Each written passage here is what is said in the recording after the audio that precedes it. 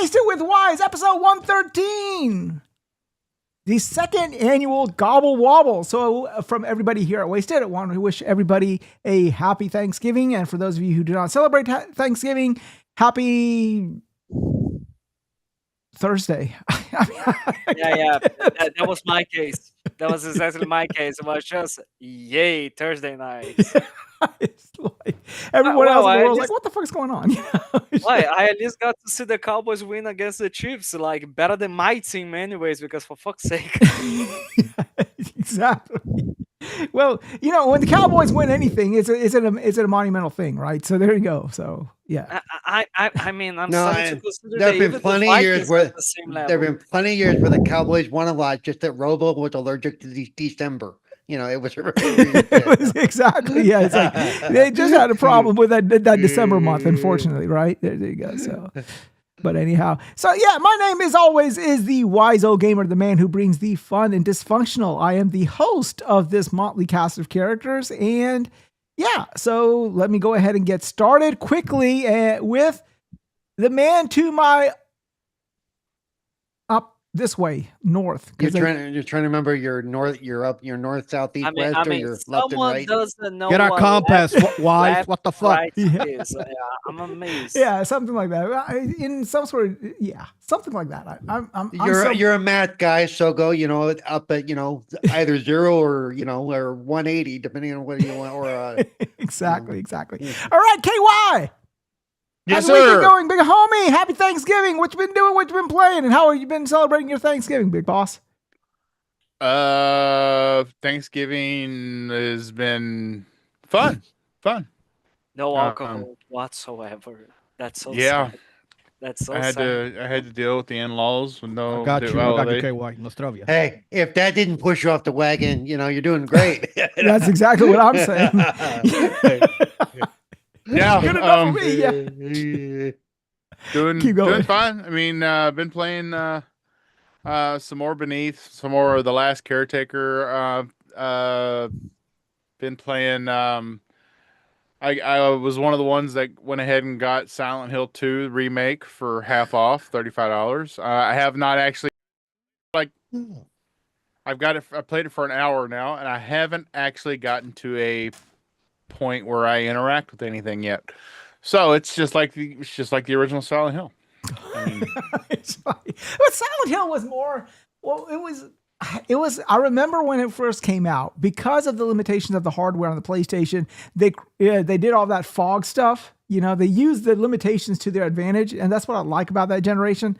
So they did all that fog stuff that you couldn't really see that well. So it was more environment than jump scares per se. So yeah. Go ahead. Well, tell him it was designed that way, not that we couldn't fucking program. Yeah, that's what they were saying. Shit. I mean, I don't know, man. It seemed like legitimate bullshit to me. Yeah. So I was working that time. It was shit, But anyhow, so what else besides Silent Hill? What else you been playing? Anything else? On console, just Silent Hill. Silent Hill 2. On PlayStation, you're playing it? No, I'm playing it on Xbox. My PlayStation hasn't been turned on in 6 months. Okay. God damn. All right. Damn. Just like Wize's wife. No, that'll be 6 years. But that'll be a different story. Speaking of somebody who can't turn on a light switch, Cerebro. Hey, that's what I use my crutches for. I reach up and then extended. Yeah, so there you go. How's your week been going? Happy Thanksgiving, by the way. How you been celebrating it, man? Doing all right. Let's see. How do you celebrate Thanksgiving? You eat. And you eat, and you eat, and you eat. That's about, Okay. You unwrap the stuff that's covering the food and you eat some more. That's So to quote the Boondocks, what do you do in those periods of non-itis that you don't have, that you have some sort of sentence or you don't do a food coma? What do you do? Yeah. Well, I haven't really been doing much of anything. I did just watch I just finished watching all 4 episodes that are out so far for the new Stranger Things season. So I'm all caught up there. Don't tell me what happened. My kid did the he was like waiting for it to go live on Thursday evening, and finally he like literally grabbed his food. And I kid you not, he went like this and grabbed his food and went into his room to watch the Stranger Things. So yeah. Well, yeah, because people started posting spoilers almost immediately within 4 hours after the last one was they watched it. So it's like, I'm just gonna watch it all now. I was gonna wait till like New Year's and just binge them all that weekend, but no, because it's too easy to get spoiled. Didn't they make the Netflix servers crash for a little bit? What's that? Didn't that Stranger Things 5? It's 5, right? Or 4? No, it's 5. No, season. Well, it's the season final 5, right? season. Season 5, right? Yeah. Yeah. So when that went live, didn't I read somewhere that it made the Netflix servers crash and load immediately? Yeah, they had issues. They had issues when it went live. Yeah. Yeah. Which I mean it's par for the course these days, and sort of like anyone expecting it. Because to be honest with you, like they couldn't have drug it out anymore, because to make Millie Bobby Brown and Sadie Sink look like teenage girls, that ain't gonna be working out for too long anymore. Well, and what's his name? Wolfhard. He is. Let's just say he had a growth spurt a lot between the first. It's no longer convincing to say, yeah, he's 14. Like, bro, he's 6 foot. How can he be 14? Exactly. Though each episode does take place. They do time it out, so it does make some sense. But yeah. Yeah. Hey, each episode is what, an hour and a half? They vary from anywhere from 45 minutes to the last episode's going to be over 2 hours long. Oh my God. I mean, this is each crazy. episode. They didn't worry so much about time constraints so much as what part of the story do we need to tell for this episode. And I see, go ahead. Edit out and stuff like that. So. What I like about it the most is that even though they could probably make more episodes or whatever, the fact that they're ending it, I respect that. That's cool. Yep. That's cool. Like, you're ending on a high note. That's what I'm saying. And I mean, I watched season 4. I'm just going to wait till all the hoopla for season 5 dies down a little bit before I watch it. So, we'll be sure and post spoilers for you in the. You know what? I'm a person who doesn't really care. I mean, like, I'm the type of person to like read about what happens at the end of the game before I play the game. Like, yeah. But spoilers don't affect me at all. I mean, I do what I do. It doesn't affect me. Oh, you say that, but I remember getting spoiled on Gears of War 3. And I was like, okay. I never let that down to this day. It was so pivotal, but The only thing I do not like spoilers on are mystery novels. If I'm reading it, like I do not want somebody to spoil the whodunit. That's the only thing I really care about with spoilers. But other than that, like if it's a movie or a video game, I mean, I'll be offended sometimes, but I'll be like, okay, whatever. I don't care per se. But other than that, what I've been playing mostly a little bit of everything. I mean, I've been actually, even though I'm not a big fan, but I just wanted a game because I haven't been in a gaming mood. I think I mentioned last week I get this holiday blah thing where I really don't want to do anything. It's like I could give a shit if I wake up, but I've been doing like Power Washer 2, Power Wash Simulator 2 and WWE 2K25. And things. I still haven't found anybody to play with, so I'm just going through the solo campaign shit. So well, I don't know. So you play more in not being in a gaming mood than I do when I am in a gaming mood. So but it's just sitting there kind of, I have a TV show or something on one side, and I'm just kind of working my way through a game going, yeah, whatever. It's like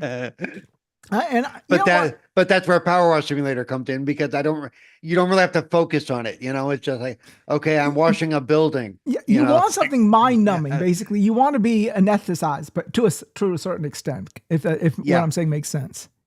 Yep. All right. Cool beans. All right, let's keep going. Fabio. Yo. Well, I would say happy Thanksgiving, but you don't celebrate it down there. So tell me, how's your week been going? What you been doing? What you been playing? Well, week's been going fine. Like, semester has ended. I'm just now going to the laboratory to focus on my research for the doctorate. I'm back. Finally, I'm back from 2 weeks of traveling, and yeah, like I've been managing to play. Finally, I've managed to play Oblivion Remastered. I'm addicted to that shit. It's amazing. I'm really loving it, and I've been playing What's your also build? What's your build? Warrior, Or just orc and pure warrior, just straight up like that. I usually play like as a Nord in Skyrim all the time, so like why not just change it a little bit? And I decided to go with orc in that. And I'm playing some Call of Duty, Black Ops 7. I played the campaign. Like it's, I have no idea what they were smoking when they did that story, honestly. Oh, I But did forget real quick. I did finish the campaign with Mag the other night. So, and funny, I jumped back in with him on the chapter that I can't do, the car one where you have to work your way down the freeway. Mhm. Like I oh still, yeah, Who are yeah, you playing with, Mag? but You like, said? Mag. And Yeah, how's he doing these but days? like, he's doing fine. All You right, know, cool. he but like, he hates Call of Duty, Mhm. but you know, Sorry, like, go ahead, Fabi. Go ahead, keep going. like honestly, what they were just like horrendous in terms of story, gameplay wise. It is fun. Like it makes no sense. Everything is over the top, and like the fact that you are playing the campaign in co-op with friends. I've managed to get two of my buddies to play with me. Like it was like okay, this is I'm having a good time with it, and the multiplayer as well as zombies. There's I have nothing to complain about. It's just straight up good old Call of Duty. But like the only problem is the story of the campaign. But other than that, yeah, that's it. Honestly, Did you fight the cyborg guy? Cyborg guy, what do you mean? The Oh guy, I mean, yeah, the oh guy yeah, who made it on Twitter, yeah. like that big old thing. Everyone's like, "What the fuck is this?" I did, I did, and I had the yeah. same reaction. What the fuck's going on? You have to explain. sounds Okay, like to us COD virgins, please explain because that don't look like COD I to mean, us. with the giant. I mean, the throughout the entire the Colossus of Rhodes. throughout the entire campaign, I was like saying to myself, "What the fuck's going on?" Well, I did. I gotta. You know what though? I didn't mind the aspects of the altered reality because of the drug and stuff. What I did mind is some of the fights got really repetitive, or you know, Yeah, I and gotta. What was that Black Ops 2 seconds, boys. I'll 3 be back. campaign? Where I think in Black Ops 3 they're doing like the simulation training and stuff like that. So not to say it's over the top as what I'm hearing from Black Ops 7, but this is the first time they've done like augmented reality, crazy stuff happening in the game before. You know, there was these guys on. So you know they had that little tweet with that little big guy going around, and I was looking at him like, what the fuck is that? COD? That doesn't look like COD. But anyhow, then of course people were devolving into console warring and bullshit like that, right? So I had to throw in my 2 cents. I said, you know, it just seems like the COD developers were jealous of God of War because God of War beat them to do it. So. Yeah, I don't know if y'all remember God of War 3 where you fought on the Colossals and everything. And I'm like, yeah, Nope. God of War 3. So, I don't know. I found that funny. I don't know, like Say God of War 2, the Colossus at the start of the game. yeah, that big Colossus. I said God of War. Yeah. COD was just jealous of the God of War developers. Bro, you hold that grudge for how long now? Like how long has it been since God of War 2? It's like we fucking can do it now. Oh shit! I'm sorry. I like going into meaningless or mindless banter like that with among stupid people. So yep, there you go. Anyhow, all right. Let's see who's next. My man Metroid, smoking the blunt. What's up? Happy Thanksgiving, big homie. What you been doing? What you been playing? Only by Series Z. No, man. I've been playing Returnal. What else is new? Yeah. There's a survey in one of the biomes, and I need to get it just to get done with the game. But the thing with Returnal is it could happen in one playthrough. It could happen in 25 of them. So it's gonna take me a while, but I'll get there. And I also been haven't done Hollow Knight Silksong. I'm pretty done with the game. I just don't play it like every day. Mhm. And I just started playing Resident Evil 2 remake. Oh man, whoo, so good. It doesn't matter what you're playing now because we all know what you're going to be playing next weekend. Oh, that's a rep.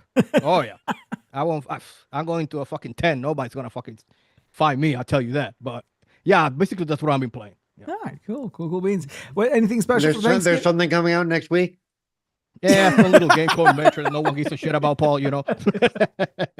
And also, I small found out. It's a passion project, right? From Nintendo of America. It's like Yeah, it's some shit they made. I don't know since like 1986, and nobody knows. And nobody cares about it. exactly. And also, I've been playing. You guys know of Itch.io? Itch.io.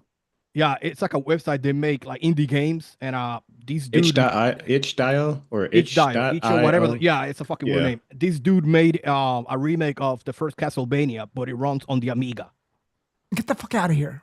and it looks fucking dope. It looks like Castlevania Chronicles. So it's a ROM. I have the analog pocket, so I take the ROM. I'm gonna put it on, and I'm gonna try that too. It looks amazing. So I'm gonna be playing that as well. Yeah. Freight Voyager says, he says, yeah, God of War 2 is Black Ops 7 issues. He's rolling his eyebrow. No, we're just having fun, man. I don't know. But yeah, I'm looking forward to the game too. Metroid, been a huge Metroid fan from day one. Just looking forward to it and stuff. But yeah, there's a whole lot of indie games that are actually, I think there's a mod for Castlevania 3 that makes it like Simon's Quest. I think something like that. I think I saw that somewhere. Was it 3 or 2 that makes one of them like the other? It's actually a hack of the NES. It makes it run on the Super NES. Uh-huh. And it has like you can actually save the game. You know, when you go from day and night, you get that message. It's not there anymore. It does it like organically, like it's just day and night. Boom. Mm-hmm. It's pretty cool. And it also the dialogue is better. Check it out. I played it. It's really good. See, this is the scene that I've been going into. So like I've been getting a whole lot in my feeds of indie developers putting out their games, like people like new developers. I mean, I've been talking to people who like are like, I ask them, I say, hey, you know, I would love to talk to somebody in your team, and they're like, I am the team. So, so no, like, and it's cool. Like, for example, cool. Me and Retro is a racer guy, and there's this guy who is making a cell shaded racer in the vein of Rad Racer back in the day from Squaresoft, if you remember that game. And it looks fucking great. It looks good. It's awesome, man. Yeah. So I mean, hacks. Yeah. So I'm looking for I'm actually looking. So maybe that's what I'm looking for, because I guess you get tired. You get tired of eating the same steak, even if it's a great steak. You get tired of eating the same food over and over again. Sometimes you want something a little bit different. Right? Paul says no. There you go. No. Well, Paul, now you just started eating now. That's the problem. You were underfed back where you were staying. But you'll realize now that you're well fed that you don't want to eat the same shit. No, I could eat the same steak every single fucking night. Okay, I'm telling you. Yeah. Well, I don't know what to say about that. But you know me, I'm not as much of a retro gamer as you are. I don't have that draw to go back and play an old game. I'm like all the time, man. It's crazy. Yeah. Me too. I like it all the time. All right, let's keep going. My man, Triple. Oh, we don't want to talk to him. What the hell? Happy Thanksgiving, my man. What's your week been like? What you been doing? What you been playing? How's your Thanksgiving been? You're muted. Triple. Don't tell him. Let him talk for like a half hour that way. Oh yeah. So as I was saying, damn son, come on, man. Thanksgiving was cool. Meet the family, take some pictures, eat some food, pass out. Like I literally passed out once I got home. So the usual. I'm sure people can relate. What I've been playing, I got back into playing Split Fiction with a friend of mine that we dropped it for like months, but we got back into playing that. Still playing Baldur's Gate 3 with my crew. Like I think I mentioned before, we meet once a week, and we might not even be playing for December because one of them works so much now. His only off day is going to be Wednesday, so we might not even be able to play until January. You ain't gonna finish Baldur's Gate 3 for like 5-10 years. We played the video Original Sin 2, and I think it probably took us a year or two to actually like beat that game. Holy shit. And then by that metric, it's going to take you 2 years with Baldur's Gate. It's going to take us a minute. But yeah, that I also dipped my toes into Fortnite, like a really small session, just playing through Fortnite a bit, just to check out the Simpsons thing. But yeah, that's mostly it. Baldur's Gate, Split Fiction. I did start Returnal just to see how it would run on my laptop that I got, but I'm not gonna actually sit down and play because I kind of want to record footage. What do you think? Give me your thoughts, Ripple. What do you think? I can't be honest with you. I haven't played far enough to even talk about it. That's fair. Yeah. But I'm interested in the story. The intro definitely got me hooked because when she first found the body, I was like, oh wow, that's how this is working. Okay. Let me give you a tip. finish the biome. A lot of players rush into the biomes. Don't do that. Get the proficiency calibrators, get level up, and then get to the boss. Because I noticed a lot of players, they rush through the biome. You will never finish the biome.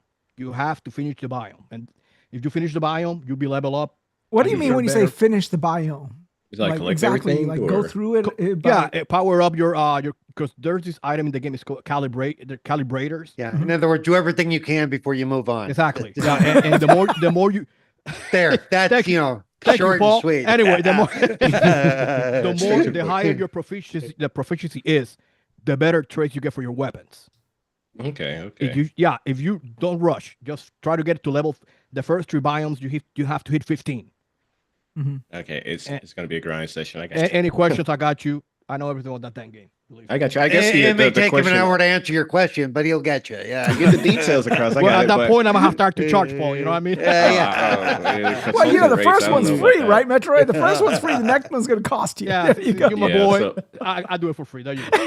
No, I got you. But Paul- I don't know when I'm gonna like actually sit down and play through it. But like I said, just want to hop in just a little bit and hopefully enjoy the story and the challenge of it. I know people when it came out, people were like, "Oh, this is hard as hell." So I was like, "Oh, all right, I want some challenge. Let's see It's how it not that goes." bad. But okay. That's probably what it has to do with, make sure you do everything you can before you move on. Is Exactly. Okay, games like okay. that's the games like that. Cause that's what I Right. do when I play adventure games like that. Before I move on to the next hurdle, I do everything I Do can. everything. to- No, that's smart. exactly. I remember playing Kingdom Hearts 1 a while back, and I made it to the final boss, and I was getting hammered. So I was like, "Damn it, let me go back and actually do the other content, and then fight them now." And I breezed through them after leveling up a little bit more. So, But yeah. there is abilities that you unlock permanently Mhm. that you'll get. But Carry between runs. Okay. yeah, but get your proficiency up, learn the enemy's patterns, and don't stay in one spot shooting. Returnal is all about movement, and you'll be fine. Okay. Yeah. All right. My last panelist for right now thus far, Cozy. Hey. Hey, well, I don't see you, but okay. All right. So, how was happy Thanksgiving? How's your week been going? How's your Thanksgiving festivities and what you've been doing? What you've been playing? I've been playing Outer Worlds 2 on the hardest possible way ever. I now have 14 flaws. I have a Oh. question. How many cutscenes have you skipped? There aren't any cutscenes in the game. Oh, there you go. You're good. Yeah. There's Obsidian doesn't really do cutscenes. They just have dialogue boxes. Okay, but do you listen to the dialogue or do you jump through those? I Okay, jump through that's- those because I can always read the Yeah. fact. No, I Oh mean, my gosh. no, here's the thing. If you can read at an efficient rate, you're Mhm. always going to be ahead of them talking. It's like me when I play Boulder Skate. I just Yeah. read You- ahead and skip the line. I'm already read by the time they finish their sentence. I've already read it. So But you gotta get the emotion, the feel, the energy behind what they're saying. nah. Let me ask you a question. Okay, so both Avowed and Outer Worlds 2 came out this year, both made by Obsidian. And Grounded too, right? Yeah. They actually dropped 3 They- games. this yeah. year. Yeah, Three. no, I'm talking about because you would say Avowed and Outer Worlds 2 have this similar gameplay loop. Grounded is more of an No, online type. Grounded No. actually plays a lot like Avowed. Avowed and Grounded play a lot of like, as far as like the actual gameplay. Mhm. And Outer Worlds 2 does not play nearly as much as them as far as gameplay. No, but what I'm saying is like did you know I personally found the motion capture on Avowed a little bit better than Outer Worlds 2 for some weird reason. I don't know, just like the way they delivered the dialogue and everything, it seemed better to me. And that's just me. That just might be me. What do you think? I've not been paying attention. The most I noticed was I think the combat was a lot better in Avowed. Oh, you thought, okay, why do you think that? It's just fast It and just fun. is. Holy crap. No, I'm It's kidding. fast. It's a lot faster, a lot Character elaborate? fun, No, fuck you. a lot more variety in as far as how you set yourself up. Mm. I expected more of that to translate into Outer Worlds 2, but it doesn't. Outer Worlds 2 feels only like so a much better. you do shooty bang bang. You know? Yeah, Outer Worlds 2 does just feel like a better Outer Worlds, like a better Outer Worlds. but like the melee combat still is trash. Okay. All right. So what have you been doing for Thanksgiving? Anything special? Did you get anything good today? Did you go shopping or did you do anything? I don't go shopping on Black Friday. Did No, you I mean cook the online bird? you get deals and stuff too, right? I don't go shopping. It's a ruse. There are cheaper days to get things, and Yeah. I don't. Yeah. No, I did not cook the bird. I went over to my family's house, ate some, got some leftovers, and then came back and See ya. Yeah. spent the, no, Later. no, actually, I spent the night there. I spent the night there, and then I came back, and then they dropped me off home, like on their way. So you didn't do what I would do with my family: walk in with a bunch of Tupperware, fill it up, and walk out. Well, no. So it's like so she tells me ahead of time to bring like stuff to take things home. So she had a full spread going or what? Yeah, so yeah, she makes like really good like stuffing, but Mhm. hers is like the cornbread stuffing. Oh, I don't know that one. Oh, I swear. It's like That sounds good. Yeah, I, had I stuffing like too. cornbread. My it was stuffing with like turkey in it or some meat into it. And I was like, bro, this is good. My mom made some, my auntie made some. They were both hitting each time. yeah, I love her. So she makes like the stuffing is like honestly, in my opinion, my aunt's signature dish. It's just so good. Every year it's like everyone's like side of stuff, side of like turkey, side of everything else, a full serving of stuffing. You know, it's like I've eaten some really high-end stuffing, but to this day, my go-to is stovetop. I don't know. I still do this like stovetop stuff. I you know what? I like stovetop, and it's so easy. Yes. A little bit of water, half a stick of butter, throw it all in there. Stovetop is definitely the best way to make like a easy stuffing. Specifically I like hers just because so she's the first person to have that I've had cornbread stuffing from, cornbread base instead of like I love cornbread stuffing if Yes. it's done right. Ooh. Yes, hers is so good. It's like the perfect balance of like flavors, sweet and savory, and just like, oh man. Okay, I'm gonna calm down. Anyway, so I brought like a gallon Ziploc bag home, Mhm. and I just finished it. So if you've not done anything, if you've never done this is somebody told me about this secret, or I guess he called it a hack, if you will, but it is what it is. Take the cornbread, cut it in half or sideways, put a layer of dressing, a layer of turkey, a little cranberry, and put the other bread on top. Dressing And it's like, a cornbread Thanksgiving sandwich. And that's a lot of carbs in one bite. What's wrong with that? Like, I don't know, but it's like eating. Well, I guess if you like Big Macs or something like that, you got the bread in the middle. That's a diabetes recipe. Well, I need I need sometimes like those types of carbs, especially when I run and everything, the next day and everything. But at first, it sounded disgusting. How often do you run? Like when your wife is Paul. chasing you, or your wife is chasing you? What? Well, that's what started the whole situation. The problem is, why you're running on your feet? She's in the car. Exactly. Hey, what can you do when you put everything in her name? What can you do? That's what happens. It's like, why eat that special dish? I need you to take me. You sign away all of your inventory or all of your assets because it's a tax write-off, and the person finds out. They're like, okay, I can take advantage of this shit, so there you go. But nah, yeah. So no, but I thought that shit sounded disgusting because I don't like my food touching. I don't like I like compartmentalizing. Oh, you're one of those. You're one of those. Yeah. It's going to the same spot. Depending on, I'm just like this. I layer everything on top of each other. Green beans on top of sweet potatoes. Yeah, I throw it all on there, man. I don't like that either. That's disgusting. I like my stuff separate. But see, the thing is, Wise, when you do that, because some food is made that you're supposed to mix it together when you taste it, you get the flavors together, Right. know. No, but in my culture, there's a lot of that as well. I don't like that. I don't like my food touching unless it's meant to touch. Like if you're going to eat like red beans and rice, well, that's meant to touch. But I do not want. I can just see him out there picking out the rice grain. No, I'll tell you how bad it is. Right? So they will give me a plate of food, like students will bring me a plate of food from home and everything. If the stuffing is touching the mac and cheese, I will not eat it. I will not. Or Mac and not cheese? even that. I will Wait, not. wait. No, I Gosh. cannot. That bad? Wow. Yeah, I will not Wait, wait. touch it. I said, no. Give me a plate I with mean- just stuffing. Give me a plate with just mac and cheese. If those bitches touch, I do not want anything to do with either of them. Wasting. So, Oh my so, god. so do you have those plates at home that have the dividers built into Oh them? yes, So oh you yeah, can... most definitely. Yes.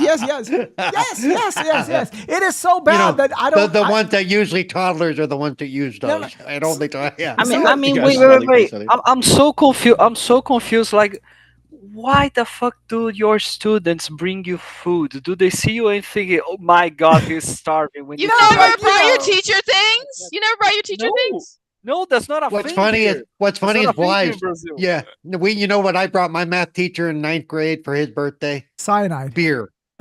No, seriously. Beer. We snuck in a 6-pack of beer for him. That's a nice choice, Paul. I like that. Was he coach so and so?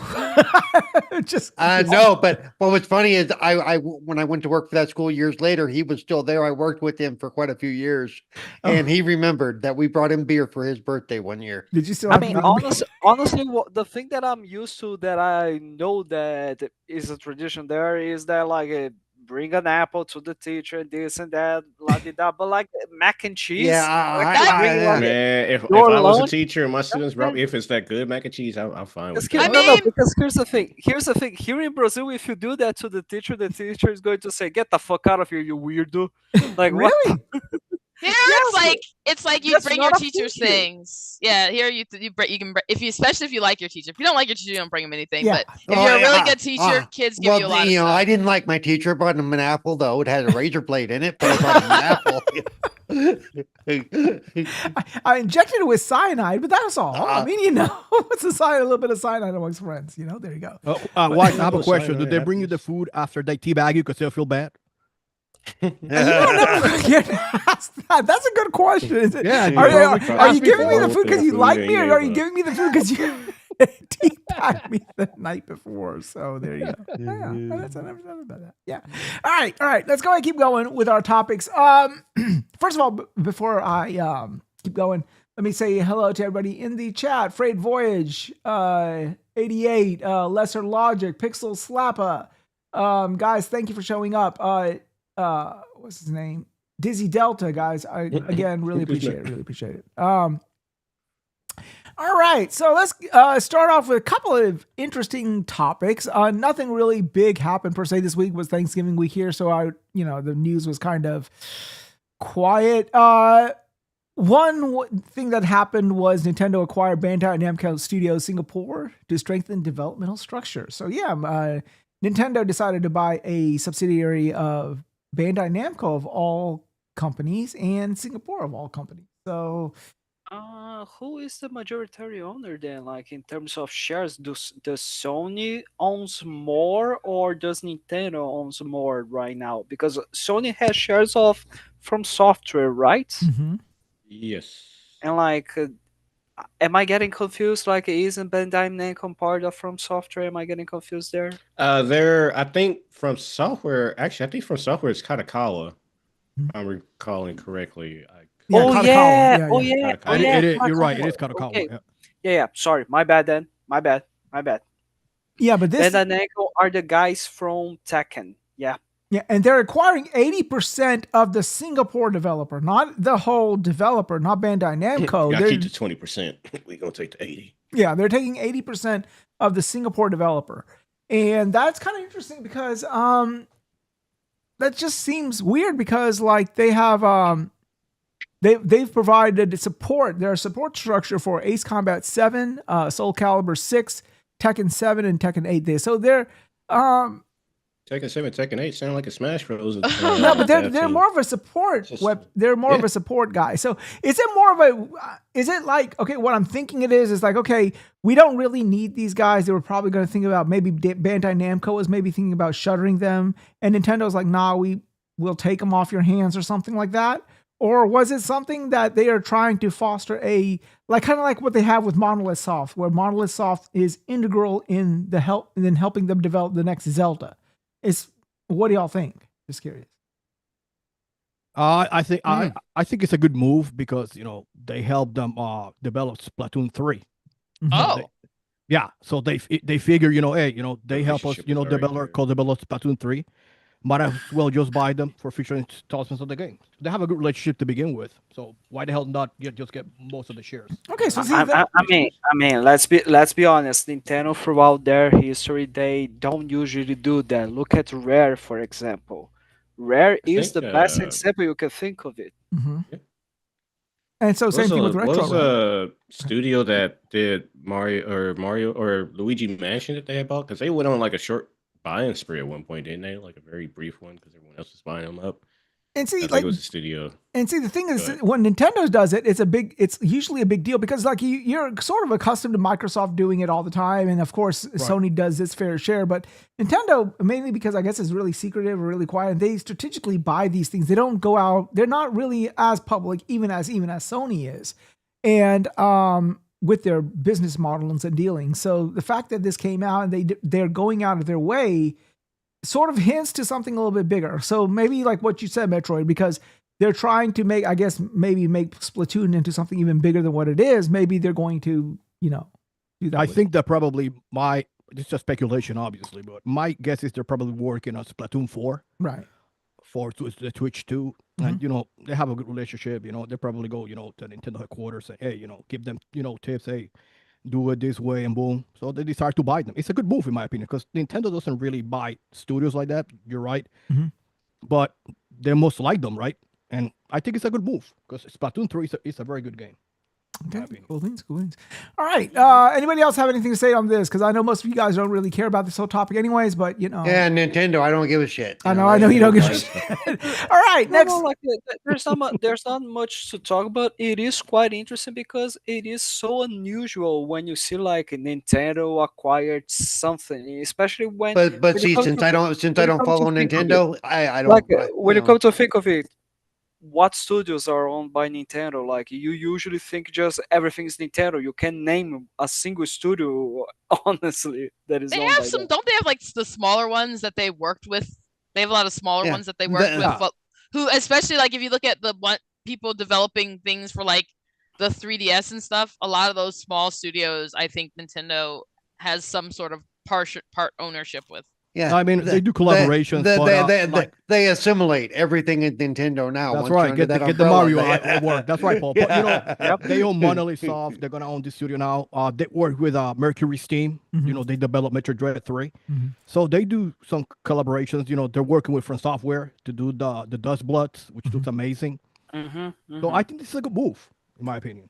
See, I For think sure. the way Okay. Nintendo tends to work is different than Sony and Microsoft, where Microsoft and Sony will buy a developer for their IP.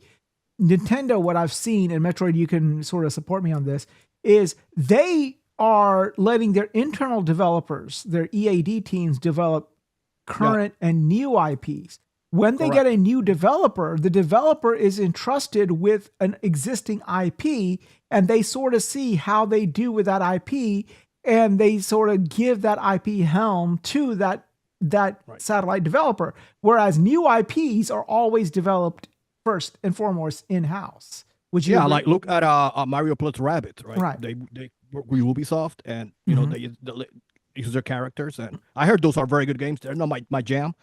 I haven't played them, but I or heard even they're pretty like good. the Mario and Luigi RPG series. They Right. go to, I think went to Alpha Dream for that. Retro is yeah, doing yeah. Metroid as well. So they don't Yep. trust anybody with a new IP. Like for example, like a Microsoft or a Sony will say, okay, you guys are developing a new IP. We're just going to buy you out and make that IP first party. Right, but they don't do do that. own Retro though. Yeah. That they own that studio. Yeah, but they owned Retro after, right? Like they first gave them they gave them dibs on Metroid Prime 1 and saw how they did, and then later it said, okay, yeah, we can use you to make this thing. So yeah. But yeah, it's always interesting when they do it because they don't do it without a purpose, and that's the thing. Like they're not like one of those companies that will go out, look at what the developer is developing, and say, okay, can we make this a part of our single player IP or single party first party IP stuff? They rather, okay, can we trust this developer with our first party IP?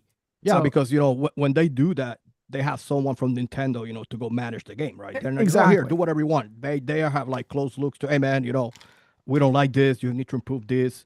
They have a close relationship, in the development process of the games. So, which is the right way, in my opinion. And that goes back to what Cerebral has always said. Cerebral said the Nintendo console is not really a gaming console. It's more of a device from which to consume Nintendo IP. Yeah. So, more than anybody else, I think Nintendo values their IP even more than their hardware. So, yeah. Yeah, for sure. Yeah. But, all right, cool. Control Resonant, trademark filed in Europe. So is this what? Is this going to be, do we know? Anyone knows anything about it? Anyone heard anything? Is it a new game? Is it a DLC? Or is it something that is totally maybe a movie or a TV show or something? What's that again?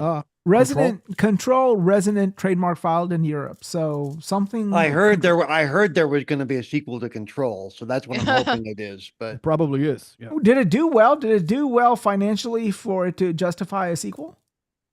I think so. If Control I recall did correctly. phenomenal. Yeah. No, I love Control. It's a great game. Yeah, Control's a great Fucking game. awesome, man. Yeah, great game.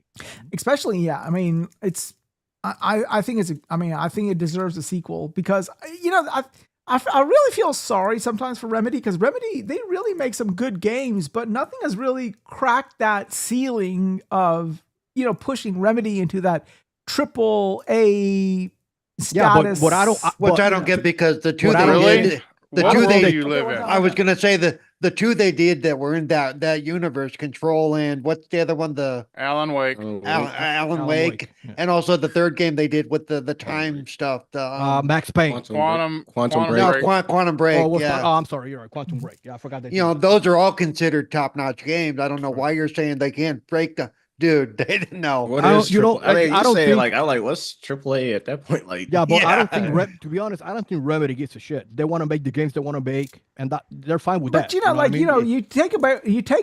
you think about other developers like your Playground Games or your Naughty Dogs. Those development houses carry a pedigree, right? You would That's think because they've made a lot of older games. Naughty Dog isn't presently carried by much.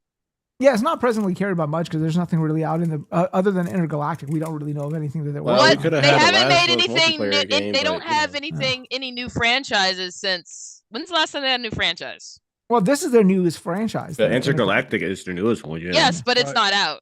Prior that's to what I'm that was saying. The Last of Us. So And The Last of Us is pretty old. 2011. Well, they just 2012, keep remaking it. Makes it like Yeah, new. but every People that's what other keep I'm buying year. it. So they're like, well, shit. Nobody wants a new game for money. They just want the old shit. No, but that's what I'm saying. It's like you have to pick some modern studio Well, I that mean, is doing some more modern games, as opposed to someone just sticking to what they've been doing for the last 20 years. Activision.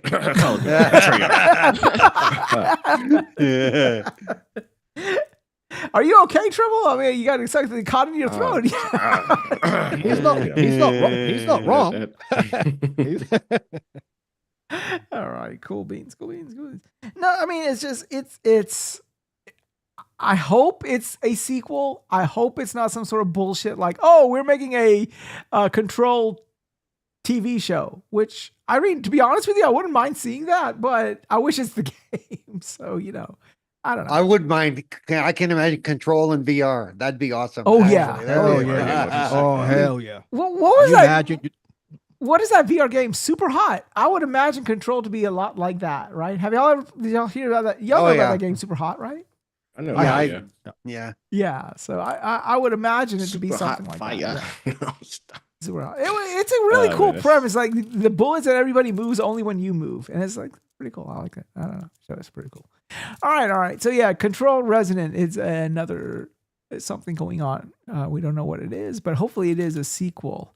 All right. There has been a lot of stuff about AI going into gaming, and of course, as pretty much par for the course, all of the publishers seem, hey, this is a really cool idea, and all of the developers are like, yeah, this will destroy gaming. So Blood of the Dawnwalker director doesn't think a gaming made with AI will have a soul, whereas Ubisoft says that, hey, this is a really good tool if used correctly, So, yeah. But I've always said that too. But we all know that once that tool is out there, people aren't going to use it correctly. It's going to, Yeah. That's that's- always the caveat when used correctly. But we're speaking about Yeah. businesses whose main thing is to make money but reduce costs. So It's yeah. like the atom bomb is cool when it's used correctly too, but you know. No,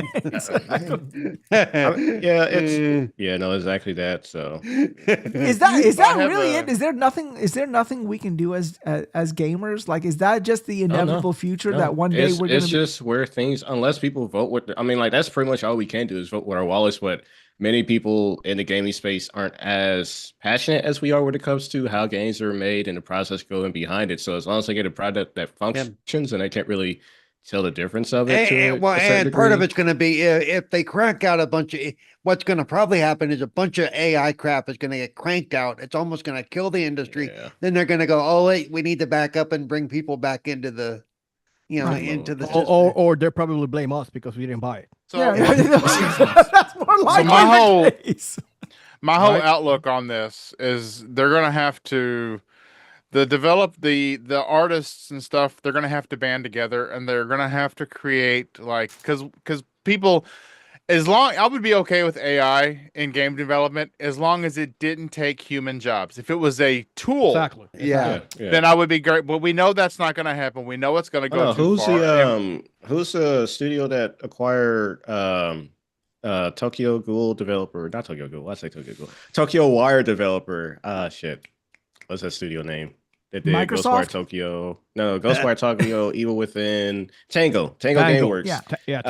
The studio that acquired them after Microsoft had shuttered that studio, Crafton, I think that's what it is. They announced that they're like doing more push of AI, I believe, on their side of things, and they were like, if I'm remembering the story correctly, they're saying, "Hey, we're offering people voluntary resignation because we're moving towards AI more."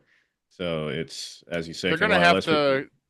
They're going to have to come together, and the developers are going to have like a artist guild award, a guild, like union or something that's actually going to look out for all this. Yeah. Otherwise, big name publishers are just going to run Call of people out Duty's of the already. job. There was a story like a week or two ago about Call of Duty using it for their sign cards or whatever they use, whatever they call it. Is that why their new campaign sucked? I mean, I don't know about that one, but I think it's called call cards. It's basically like your profile picture or something like that. But they were showing like a familiar art style or more popular art style using like Studio Ghibli characters, and it was just plastering that all over some of their card designs in the game. So people have already seen Activision, to no one's surprise, using that in their games, and it's just gonna get worse, unfortunately. So I mean, if you look at it, right, like all this stuff that they did with Starfield, and even with No Man's Sky, where they randomly generated all these planets and everything, that is just like the tip of the iceberg, right? Like, in theory, you can make a game that is infinite in scale, infinite in size, as long as the AI is able to randomly generate and keep up with what you're playing. It doesn't seem like it, and I don't know. It just seems like it's going to be one of those AI dribble that you see. Like, for example, those AI videos that are rampant in YouTube these days. It just has no thing or anything. Don't get me started with that fucking bullshit. Yeah. Yep. Those are fucking hilarious. Some of them are, but some of them are kind of annoying with this. Yeah, you see some of them, and all the comments are like, "Oh, that is so awesome!" I go, "That has so much broken shit." How many times do I have to see a old lady getting Yeah. spat on by a water hose dog or whatever like that, or exploded by a dog at the front door? Like the ones with the cat is fighting the bear, and he grabs the bear by the nose and runs away, and people are like, "Oh my god, guys, you know that's fucking AI, right?" Yeah, I saw one a while back where it's like a gorilla smacking a millions of crocodile with But a does bat, that and so people what? like, "Oh my God." So here's my fear. My fear is this. So I think what's going to happen is that you're going to have all this AI junk games, and it's going to be your bargain bin games. These are the games that the average consumer you can pay, or it might even be free to play. I don't know. But then, like, if you want the games that we are accustomed to, the games that we really like, that's going to be a more curated, high-end experience, which is going to cost us $100 to $200. I mean, hopefully they don't go that route, because even then, like as you said, KY, someone else mentioned, like as long as it's used as a tool to improve the games that we do love and not reduce the quality and everything like that down, then you can still incorporate it into your Naughty Dogs, into your God of War, Santa Monica's. It's just like when you're using it, make sure you maintain that level of quality, because I mean, if we do start to see like a whole lot of AI slop games, like even now there's games on PlayStation, Xbox, Steam that are just like trash games already before AI took off. So if anything, it's just gonna make it worse than it is already, but we're used to that. And as before, the quality will speak for itself that people will buy those games unless someone's able to make the most fun next level Fortnite game and it's all AI, that at that point we're doomed. So also I think that if you're making a game with AI, it should be on the outside label or specified on the store, right? Well, And then that's the big argument that's starting to go now is right. You know, And they probably won't do that because they know it's not gonna fucking sell, right? They have to do that. But some of them are saying, well, they already use it anyway, and so why should they have to label it? Blah blah blah. Exactly. You know? I mean, and one of them who's doing that is Grums. That's because he wants to use AI to crank out his piece of shit that people have been waiting 7 years for. I'm sure, fucking 10 years. Yeah. Well, I think he blocked me a while ago, so I don't even worry about him. The only thing, one of the places I know AI, if it used correctly, could be like almost life changing, would be if they let the AI do all of the dialogues for your NPCs. It's definitely as long as it's better than the AI that we get on the YouTube videos, man. That shit pisses me off. How many times I got hear read with the most monotone voice and everything like that. I watched one yesterday, and it was for WKRP and some of the stuff that and the guy's name is Howard Hessman, and the AI kept going, Howard Hessa, man. No. I was saying I was just looking at car videos one time and people were like, oh my gosh, this next future cool thing, and you click on it, we will be speculating of the AI car that will be coming. I'm like, please stop. Here's this render, and it's AI render. It's like, please don't pass this off. But KY brought up a good point. If people are not making it, I don't want to fucking play it. I don't want AI to replace jobs. Oh yeah, definitely. And I don't want artificial intelligence to make the talent of a person, actual people. Yeah, because it's what I was. I think I was playing Split Fiction earlier today, and just again, one of the appeals of gaming is when you get behind the scenes of how the game was made, hearing the stories of like the actors or having like real people give their, especially on the acting side of things, like they're all into the voice acting and bringing the character to life. And knowing that is made by AI, even if it's like passable and it's good, it takes something away from the game. Yeah, you're right. Exactly. Takes away, exactly as I said, takes away some of that soul. But as you were alluding to, it's like, again, if you're playing an RPG game and they're able to incorporate AI to where you have more unique interactions than you could before, like there's definitely a good side of it. It just goes back to using it properly and not just producing slop. I don't know a better way than just like leaning on it. Or for example, if you use AI to like fix bugs in a game after it's done, I have no issues with that, right? But or maybe to compress the games because this fucking game's 200. I was gonna say, or use it to optimize fucking Unreal Engine. Exactly. They're way too fucking big. Oh, fucking 200 gigs. Or get rid of the Windows bloat, maybe. Right. Oh, dude, take notes. You're using it already. Reduce the file size. Damn. I think the thing about the whole AI thing is whenever people talk about AI slop, we're already at the point where people have embraced AI slop. It's only going to get worse. But I do think it'll be both good and bad. You'll have a lot of people who can supplement what they can already do with AI. And then a lot of people that are already producing slop will their slop will get worse as they lose talented creators. Yep.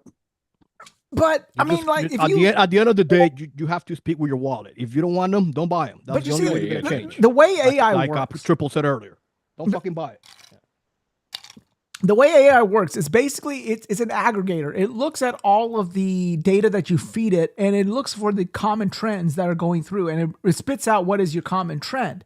So, I mean, the thing that scares me is if you look at these games that are coming out from China right now, these games that are like Souls-like, your Black Myth Wukong, your Phantom Zero, Where Winds Meet. There was a couple other ones coming out, and I'm not, again, no criticism to the game, but all of those games are starting to look very, very, very similar. Neo, all of that. It's like the gameplay loop. And sometimes it just looks like they just reskin the character, and the gameplay loop is exactly the same. They just did Control V for the gameplay loop. That's you know? not AI. That's just Yeah, Chinese. that's just. No, I but mean, no, what- that's no, just no. that's just really leaning into the genre itself. No, but at what this I'm point, saying 'cause is, even- but Triple, what I'm saying is, if AI can do all of that, why can't they feed all these games like Black Myth and Phantom Zero into this AI guy and say, okay, generate me a game that's this, and they'll come out with a similar looking Because fucking game. there isn't any real AI. I mean, It's like it's just a language prompt that scans yeah, for things it that. depends on. You got AI for code, AI for animations. I'm not sure how it comes to developing it and using it when it comes to creating animations for like the actual gameplay, but it's just. You can't just say AI makes me a game. It's going to do literally. Well, they sort of did, right? What is that game that came out on Xbox that was the Pokemon clone that really wasn't? Power World? Power World was not using AI. No. The characters were all AI generated. That's why they were confident when they came out and said, let Nintendo sue us. They got nothing. Well, but that's still one specific side of the development. That's the design side. But when it comes to coding and environment and everything like that, if they made the concept art of the characters and things like that, but in terms of the actual 3D models, that's separately. But since we're on this topic, I was a few weeks ago at a birthday party of a friend of mine's, and there were some guys that I was just ear hustling, if you will, but they were talking about their process of incorporating AI, and they were saying we had the AI create the concept art, and they took the AI, they took the concept art, dropped into another software to make the 3D model, and then they dropped into another software, used the AI to make the actual 3D model move around, things like that. So I guess in a sense, if you're moving it from one part of the development cycle to another, and it's all AI, then And you see, this is right now, they need one guy to bridge all of that, a human to bridge all of that. But you can assume that within the next 5 to 10 years, the way this thing is growing, they're not going to even need that one guy that bridges all the different AIs together, right? So that's the problem is they will, because AI doesn't work with problem AI. solved correctly.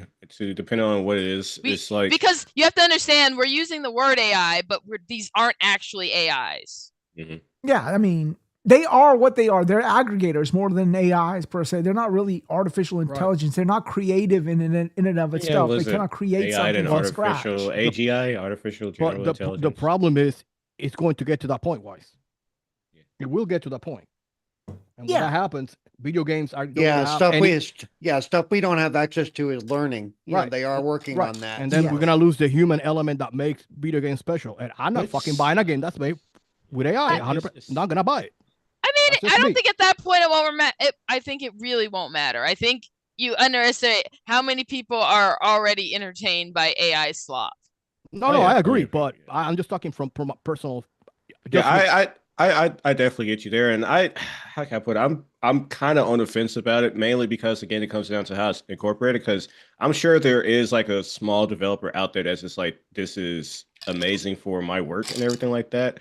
But on the same side, you have that either AAA company or some person out there that is a small dev themselves, but they're like, I'm just going to copy from soft formula, just have it do everything and just put it out and be proud but of the it. problem is that the big publishers will do anything to save a fucking. Oh yeah, no, yeah, definitely. And they will use AI to give us fucking crap, right? Yeah, we don't benefit from it. You know what I mean? I get you. And that's where it does ultimately come down to vote with your wallet. So I guess the way I'm trying to say is, like, if a game comes out and someone's like, it's AI, but it's like a good game, then I can only say so much against it. But if it is like a terrible ass game, is just flooding the store place and people are buying it, but you can obviously see the flaws and stuff like that. Right. Then Yobi says, thank you for stopping in, Yobi. I'm going to take a course soon and I'll have tools to build my own personal AI.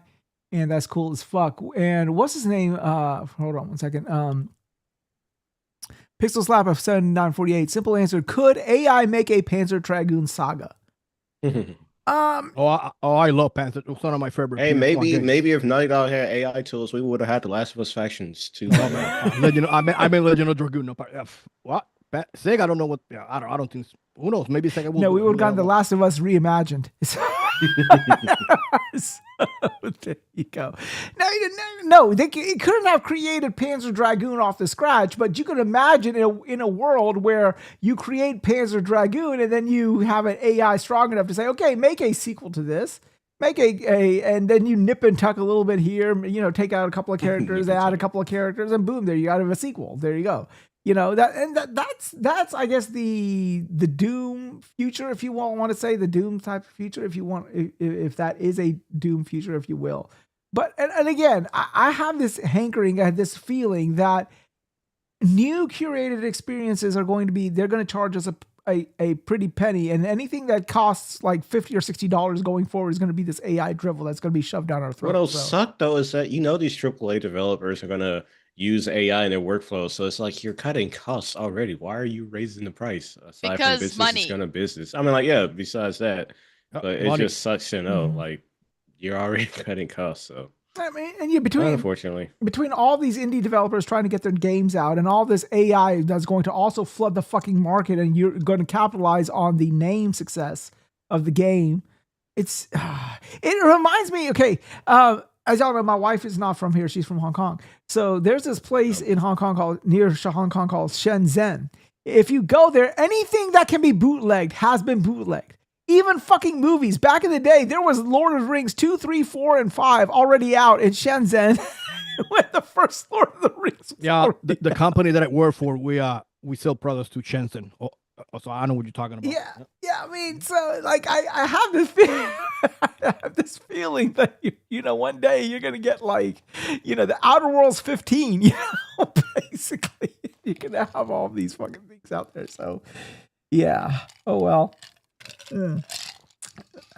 I don't know. So that's a scary future. So speaking of a scary future, let's talk about a little bit of this. Sort of is a good pivot to what our main topic is tonight. So, we are coming off of Thanksgiving, and all of us as gamers, if there's so many other things that we can do with our time, to be strapped in front of a TV with a controller for 2 hours, 3 hours, 4 hours, putting on a headset, headphones, etc., sort of playing that. Why do we do it? Like, what's the purpose of it? Like, for many of us, especially single player games, we drown out. We sort of like get into our world. We get involved in the environment that we're in. We sort of shut the other world out. So why do we do it? What about gaming keeps us gaming, and why are actually thankful to be gamers? And that's what I really wanted to talk about. And so basically things that happened in gaming throughout your history that moved you as a gamer. And it could be something as trivial as whatever. It doesn't mean anything for you to, like, I'm not trying to say it has to be something groundbreaking for the entire industry. It just has to be groundbreaking for you. And I want to go ahead and start off. I want to say my first one would be The Legend of Zelda, the NES version. When that screen opens up and you're that little green character in the middle, and you can go anywhere. You can go into the cave. You don't have to go to the cave. You can go straight up. You get your ass killed by an Octorok because you don't have nothing to fight it with. I mean, that was I remember playing that, and I remember how I knew that gaming would not be the same anymore, because this was the first time I could literally go anywhere and do anything I wanted to do. Now, of course, it was totally constrained. It was never to the level of like, what you could do in Grand Theft Auto or anything like that. But like for a kid in 86 playing that game, you could go up, down, left, right. You could tackle the levels in any order you wanted to do. You could bomb anything once you got the bombs. You could go anywhere. And as long as you can survive, there's nothing stopping you. And I want to say my condolences to the old dude that you kill when you get the sword. That poor fella, man.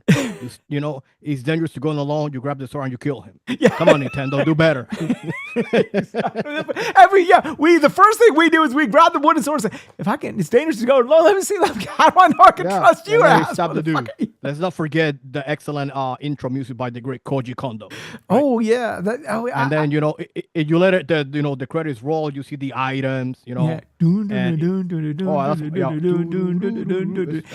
my favorite game intro. You're gonna do the whole soundtrack? Holy crap! Dude, I know a lot. The limitations, guys. 8-bit architecture with like 32, 64-bit colors, MIDI soundtrack. It's fucking amazing that shit was there. Remember, Commodore 64. They introduced the SID chip that all the MIDI shit is based on. So fuck you. Okay? Oh, excuse me, Paul. Shut the hell up. So yeah, he's right though. He's right. But that's when that scene opens up. dude, and you could go anywhere. Like, and you have to put yourself in perspective. Now, of course, with Grand Theft Auto and everything is just, that seems like, okay, of course you can do that. But back in the day, that wasn't. Back in the day, going left and right was it. Or up and down, but you couldn't go left, right, up and down and do anything and go anywhere you wanted to do. It was all like sort of, telegraphed for you to do before that. And it was amazing. And I knew it. And I knew that from there on, because I remember picking up that game for $70. I did not know why the fuck that game was $70.86. And I mean, so $70.86 is almost like what, $150 or more than that now. If you account for inflation, today that game would be like a fucking 120. Yes, yeah. So like, why the fuck, other than the fact that it has gold, I don't know, a gold plastic around it, why the fuck is it costing me $70? But when you play it, you do real. And by the way, that fucking commercial didn't do shit for it. Cleaver, the fucking some gay ass fag in a room. Part of the reason cartridges were so expensive is because Nintendo had a monopoly on them. You know what I mean? They were ruthless when it came to that. But even for cartridges, it was $70. It was expensive for cartridges too. Like, what the fuck was this? And then you had this lame ass, gay ass motherfucker in the game. Levers, Actorox. Like, what the fuck is this? Games back then were more expensive than they were today. Like, you get more value from games like before, like back then, right? Like, you bought Contra for $60 and you could finish that game in half an hour. Yeah. Right? And I love Contra, don't get me wrong. It's just a fact, So let me go ahead and, so that's me. So let me go ahead and start with everybody. Said as we go through, we'll start sharing. Let me go start with you, Cozy. What do you remember as a gamer? Like, you're like, oh my God, this is pretty phenomenal. I'm not like that. Like, I just had fun times. I'm not like, oh, so share me a fun time. I guess, this one time at band camp. Oh wait, no. Probably the amount of effort that we put into, like, we shared like this one Sims community, and like all of us would play it. So like one person would design the characters and another person I did the houses. Like, I built all the houses, and then everyone else would design their own like people within the game, and then we'd all just like take turns playing from like everyone's people. Okay, cool. That's kind of a community effort. So like, what stuck home with you? What made that a not an earth shattering experience, but an experience that you're like, you know what, that's pretty cool. Just the community of it all. Yeah, the community of it all. It was just fun hanging out with your cousins and your siblings and having a shared Sims world. Okay, cool. Well, see, I mean that's what I'm talking about. So that's with Cody. That's one. So think about those types of things. What about you, Triple? Let me go to you next. Shit. I don't. One of the funny moments for myself, and this was back in whenever Dark Souls 2 came out, and even with Uncharted 2, is being amazed with like seeing them go down the stairs, but they're like taking individual steps, or we start to have like clothing materials that actually start to sway in the wind. But earlier in that, I would say probably Shadow Colossus, I would say, is just the amazement of battling something so gigantic and the spectacle of it all.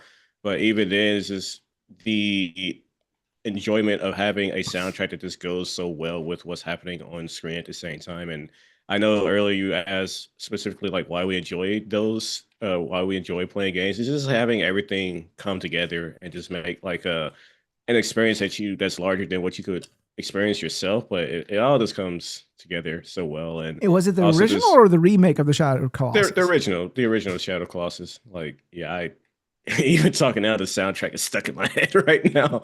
So, but yeah, that, and this also what Cozy was mentioning is like just playing games with friends growing up. I Tenkaichi 2, Budokai 3, Naruto Heroes, and getting lost in hours of playing that. There was a local game store near me. I'm ranting and rambling right now, but there's a local game store near me, and just going up there too. It's called Game Crazy. Just spending hours, like not even buying the game. They just had like a Guitar Hero setup, and we would just be there playing Guitar Hero. Like, we don't even buy the games. We're just there playing Guitar Hero for hours on end at the game store, and they were cool about it. It's moments like those where you just like really experience this playing games with people. Do you miss that? Do you everything now that everything has become so online and just delivered to you or digital everything? Do you miss that? Do you miss the ability to get together with just like-minded individuals and getting together and just playing? midnight launches, like for example. Yeah, No, it's nobody's stopping you. You can do yeah, that I'm right like, now. no, exactly. I mean, like, yeah, it's nice to have more options and available for everyone. But it is nice to be able to just get a group together and just play a group of just games together with people. Like I mentioned earlier in the show, I was at a friend's birthday party where they were talking about the AI stuff, but it was a gaming birthday party. So it's just a group of us playing Halo, Smash Brothers. It wasn't no overcooked, but it's just being in that environment of everyone just having fun playing games. And even though I lost like every match, give or take, but just the enjoyment of just like having a group of people together playing a game and just a shared experience. Like, yeah, it's fewer in between, but it's still good things to go with having online abilities for other people because especially as an adult, like you just can't meet up with everyone as the same as you could as a kid. So being able to still have that connection with people, but online, as I was saying, just playing Baldur's Gate 3 with my friends and being able to do that every chance we get is like you take joy in that as well. Okay, Pistol Slapper says, to be fair, online and Phantasy Star kept me on the Dreamcast till the bitter end. So yeah, like Phantasy Star Online for the Dreamcast was huge for the Dreamcast back in the day, and it was really good. It was like basically WoW for the console, the first WoW or first MMORPG for the consoles. So yeah. All right, cool. Let me go to you next. Cerebral, I know you said that you don't look at games in that vein, but there's got to be something that you remember that you're like, you know what? This is why gaming is gaming. This is why I enjoy this pastime.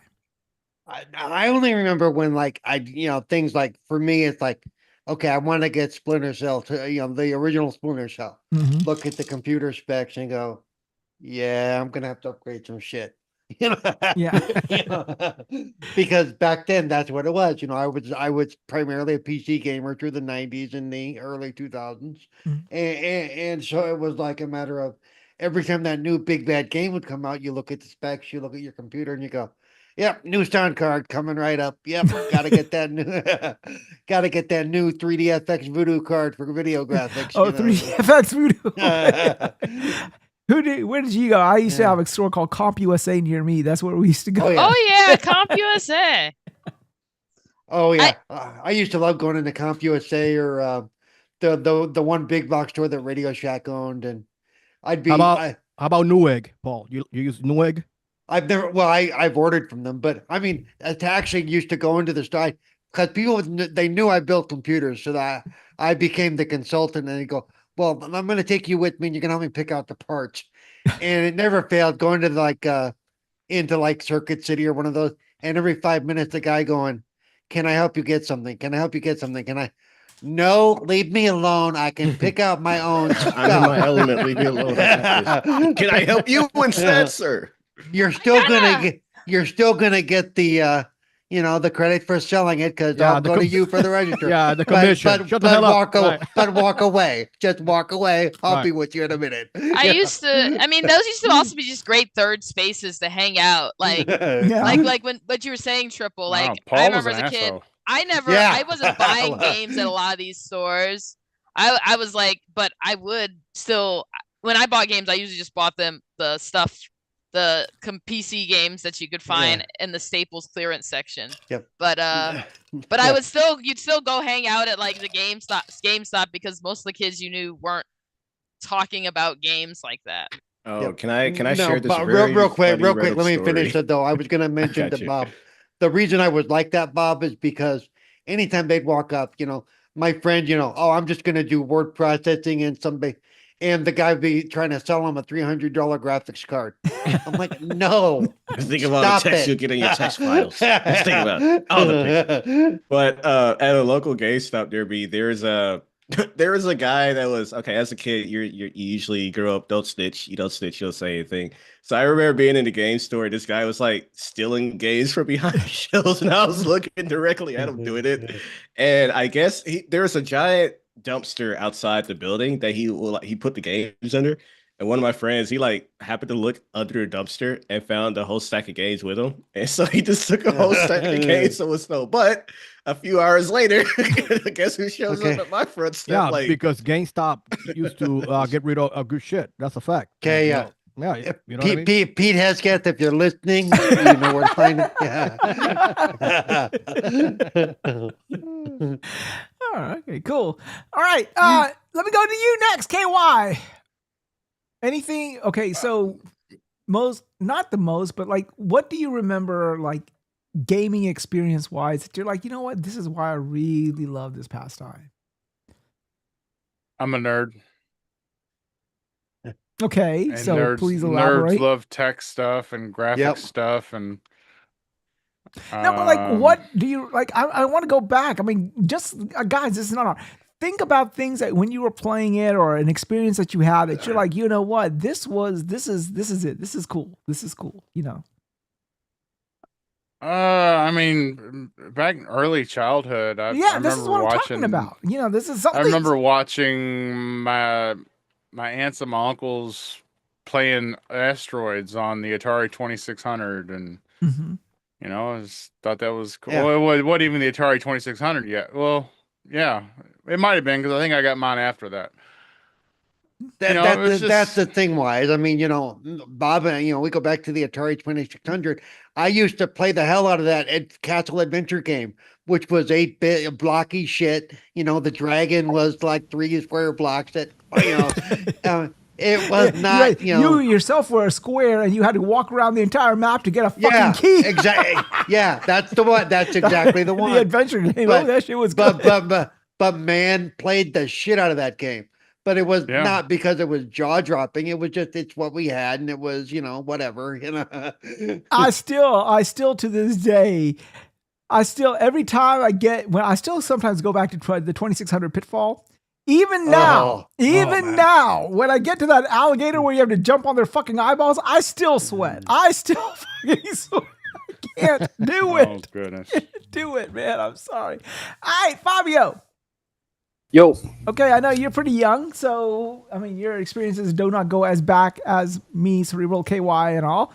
But what do you in recent or distant memory do you remember in a gaming sense that you're like, wow, this is pretty awesome? You know, Fabio, back in the day for you, which would be like what the 360, back in the day. Yeah. No, actually, like my first experience, even though I didn't have any conditions to have a video game at the time, like my first experience with video games that I was like, wow, this is amazing, was like when I was playing the PC port of Sonic the Hedgehog, as well as the Lion King game. Now hard as hell. Pause. Which Lion King game? The Genesis or the NES Lion King? No, Genesis. Oh, you got the Beast. Oh my god, that fucking seat was hard. Genesis. Like there was like a let's say like there was a mini LAN house at my school.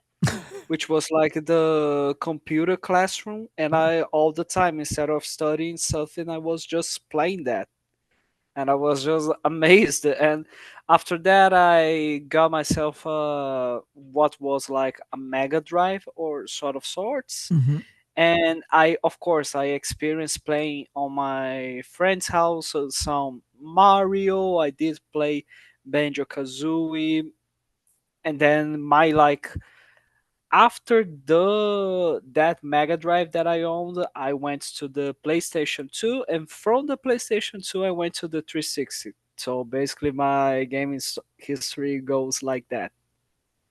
Okay, cool. All right, my man Metroid. What about you? History. What do you remember in the distant or near past that you can say, "Oh my God, this is pretty cool. This was pretty cool."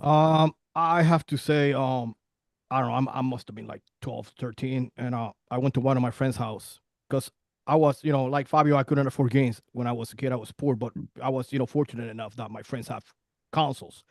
And I remember, like it was yesterday, I went to my friend's house and he was playing Final Fantasy IV on the Super Nintendo. And the intro of that game, my God, man, with the red wings flying and the Mode 7 and the music by Nobuo Uematsu. in my opinion, to this day, the best intro of any Final Fantasy ever. Credits to Final Fantasy 7. It's pretty good, but the story, and Cecil, if you look at the intro, he killed people to get the crystal. But the music on that intro and the way it looked, it's amazing. To this day, that's my favorite Final Fantasy game. The part of that Final Fantasy that said, "Okay, this is it for me. I have to play this game to the bitter end," was when Cecil and the Dragoon guy, they delivered that bomb. Kane. Yeah, they delivered that bomb to the town of Mist. To the town of Mist, and they killed everybody in the process. Oh shit! My god, that was it. That game was pretty hard, when you were a kid. But that intro, man, it hits me, and it's still, I love that game to death. The music. Mm-hmm. That's one thing that Final Fantasy does well. You might argue that Dragon Quest games are better, but the music in the Final Fantasy games is amazing. That's my favorite moment, and also the intro to Oblivion. Oblivion is my favorite Bethesda game. When Uriel Septon is talking, Patrick Stewart. I've been the Emperor for 65 years. And oh my God, I watch that all the time. It gives me goosebumps. It's so good. There's something wrong with the new Uriel Septum in the remake. He doesn't look right. Yeah, he had Botox, the motherfucker. That's why. Exactly. Because it was Patrick Stewart who voiced him, and he did a great job. Yeah. He was phenomenal. Yeah, Oblivion. I love that game. That's my favorite. But Skyrim is good, but I have to say Final Fantasy IV, that game is special to me. I love that game. I really do. Mm-hmm. All right, so let me move to certain parts in your gaming in the parts in your gaming history that you may not have reflected on before, but maybe now you will with this question. What was the first game you swear the game was cheating? What was the first game where the game keep beating you, you keep losing, and you knew the game, you knew that bitch was cheating. You're like, this is cheating. I'll go first. Okay, mine's was Ninja Gaiden on the NES. Those fucking birds. That's the same one I was gonna say. That's the same pig that I was gonna say. Those fucking birds. Those bitch ass birds. You would be on a ledge this big. That bird comes out the wrong way. You jump. It hits you. You go back and you die in the ditch. And then I think with Ninja Gaiden, you only had like 3 continues before the game was over. So that was it. No, the first one you have a limited. The second, I think the second and third, you only got like 2 or 5, and that's it. You're done. So let me go around and ask. Okay, it's Triple. Let me start with you. Which game do you remember in like recent or distant memory that you first remember saying, "Bitch, this thing is cheating"? I'm trying to think. Besides, I'm just bad at the game. The only game that I can recall that really had me to say, "All right, fuck this, I'm not playing anymore," was the original Lords of the Fallen. There was a boss. I think it might have been the first boss you find in the game. If you went for he had like a giant shield, and I remember going for an attack, and his back was turned to me. So I was like, "Oh, I'm gonna hit him in the back, do some damage, and it's over." I go for an attack. Because of the way the game was designed and hitboxes, whatever, I ended up hitting his shield, even though I was behind him. He then proceeds to turn around and smack the shit out of me. I was like, all right, I'm not playing anymore. I'm just put that in the controller, uninstall it. I mean, to be fair, that was a giant ass shield. So yeah, it was in front of him. It wasn't blocking his back. He was open. I was like, bro, what the fuck? So I dropped it. I dropped it after that because I was like, fuck this. Nah, I'm done. I'm done. Okay, that was good. All right, Cozy. Yes. What about you? What do you remember, either in the distant past or recent past, that you're like, this fucking game, fuck this shit. This game's cheating. I honestly never felt like after the arcade era, I never felt like a game. Okay, even during, even it could be an all arcade of era. them, Anything. all of them, all the every single one of them. They cheated. Arcade games are the cheatiest bunch of crap you'll ever play. Elaborate. Why? Why do you feel this way? Give us an example of where it cheated. Have you ever had? Oh my goodness! You know what the worst was when you found out that there was something just broken on the actual stick or something. And then they were like, "Oh, it's not broken. You just suck." And like, no, it's actually a skill issue. Like if you ever found like kind of like a dead zone when you're like, it just doesn't work quite well. Yeah. Okay, Yeah. so arcades and stuff. Okay. Yes, All right. arcades. Do you have any specific game that you want to talk about that you're just like, okay, fuck this, and people didn't believe you? Do you have a specific game? No, I can't think of anyone, but anything at the arcade. All right. Cerebral, you next. Okay, what game have you played in recent memory you're like, fuck this, or distant memory that you're like, fuck this shit? Ain't nobody beating this shit. And moved on. Solitaire. That shit cheats, man. Dude, I see you playing it all the time. Yep. I use it to get my daily points for the rewards program. No, come on. Give us something better than Solitaire. Because it counts as a Game Pass game too. So get those weekly bonuses, man. Hey, why Okay. not, right? But give us something more like what? Something Dude, better I don't remember. Just say any Souls game. No. Yeah, pretty much any fucking Souls game, yeah. As far as I'm concerned, you beat him down to nothing and he's dead and he pops back up and he's got another full fucking bar of health. That's fucking cheating. Okay, that's I can't revive. Why can't you revive? Fuck you. That's why. Oh shit. Okay. You know, he's full health and you still got one little nub left from the last fight. You're like, yeah, this is gonna end well. Yeah. It's like, this is fair. Shit. Metroid, educate these individuals about that thing where all main bosses do, where they lower everyone's heart rate or everyone's hit points to 1 all of a sudden with one spell. Dark Souls. Paul is right. Dark Souls is a fucking pain in the ass. I love those games. They're fucking hard. Skill issue. Since you don't play me. I beat them. All right, calm down. Anyway. Since you brought up Ninja Gaiden, I remember playing Battletoads on the NES. Oh, that was another one. Shit. That was There's this stage that you're riding like some, I don't know, the motorbike stage. And there's these walls that come on you. I tried that for like 100 times, and I have never finished that game. It's if you don't have a game genie, you're lying. It's fucking impossible. And I played this game a lot. It's super hard. It's impossible. I'm like, holy shit, man. Come on, guys. It's a great game, but it frustrates the shit out of me. Another game is Mike Tyson's Punch Out. Yep. Because Tyson, one hit, you're dead. I do want to add to the list any fighting game you play on like hard mode. The CPU just knows exactly where you're gonna do before you do it yourself. Like they're and I defeated Mike Tyson. It took me a while, but it's fucking hard. And I don't blame people that quit because it's almost impossible. You know, the first 2 minutes you just have to dodge and get the fuck up out of the way because he's uppercutting for the first 2 minutes. Yeah, and then after that it gets a little easier. And but I will say those games. And I had another one, but I don't know. I forgot. Yeah, well, think about it. Rocky on the Sega Master System. You ever played it? No. You fought 3 guys. You fought Apollo, Clubber Lang, and Drago. And I last week I went YouTube. I said, because you have training sessions before you fight them, and the last one you have to hit the mitts, and you have to get 90 hits. Oh, you hit 90 hits and you get Drago. Bullshit. He's never beat him. Forget it. You think Tyson's hard? He's worse. Because in the game you have to do like 2 hits, and then you do like a power shot. Drago does the power shot out of the blue. You cannot. It's like, dude, how am I supposed to beat you? So I will say those 3 games. There's a fucking pain in the ass. All right. Okay. Fabio, what do you remember in recent history? Just saying, fuck this game, this bitch game is cheating. Oh man, like I gotta go with Street Fighter 2 Turbo. Like Jesus fucking Christ, go to hell. It's an amazing game, but like go to hell when it comes to playing the arcade of that shit. I go to the easiest mode and I still get my ass kicked in that game. It's like unbelievable.